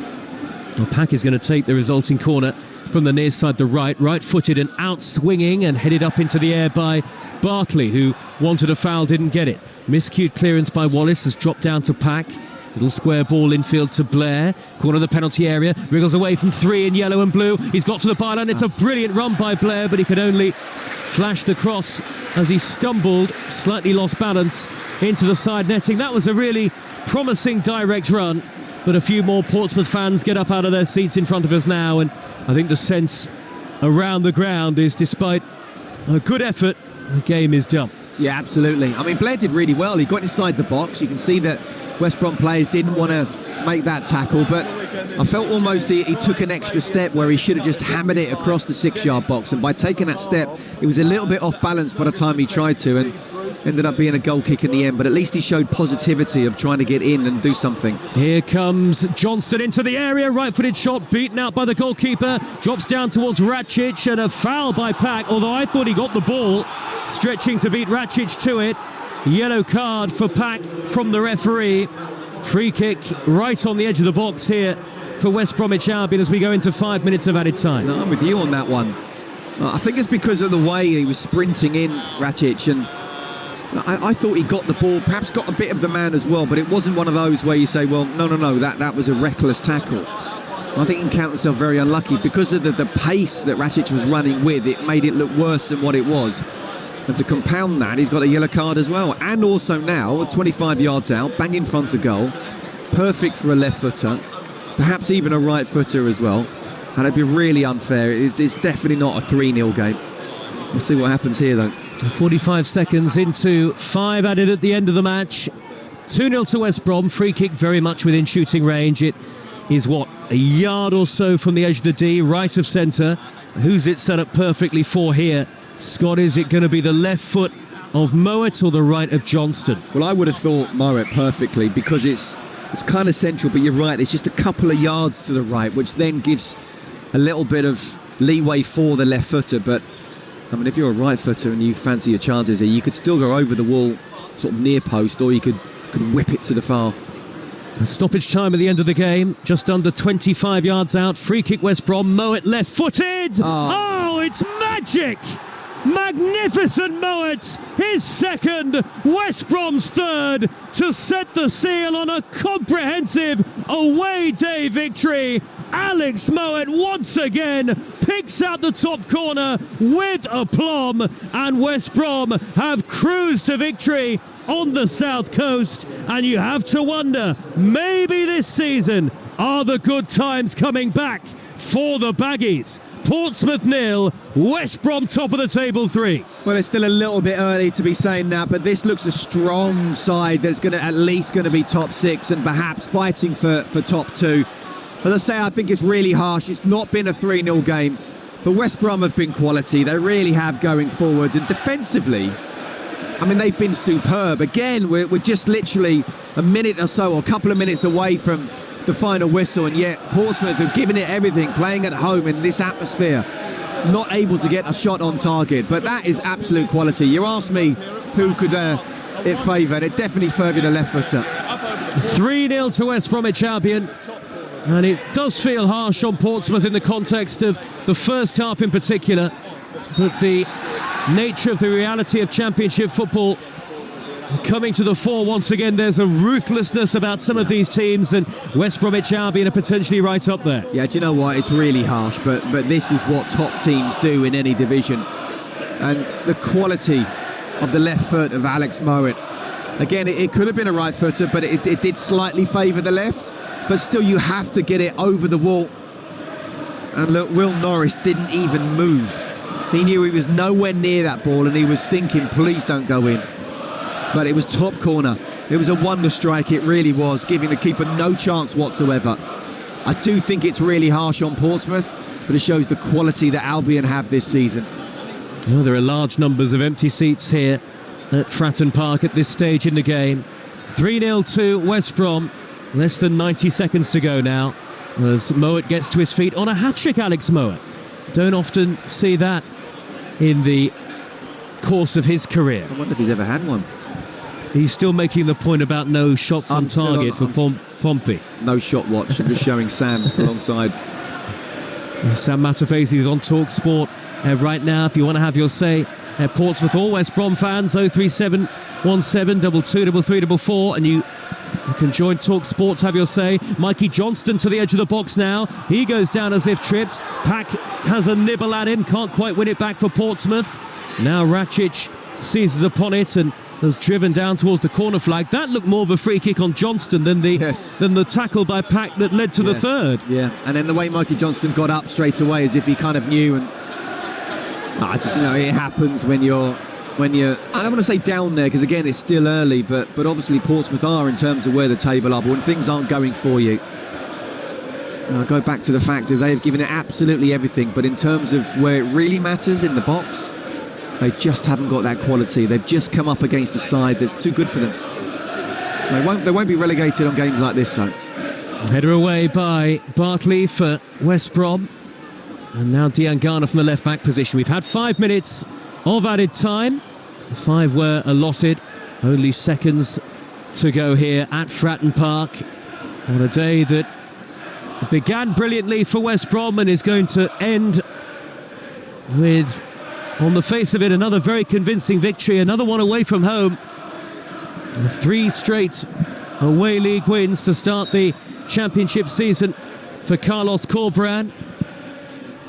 High ball forward up towards Wallace, headed away by Williams for Portsmouth, and now Swanson floats the ball long to Sorensen, who just about managed to make it stick.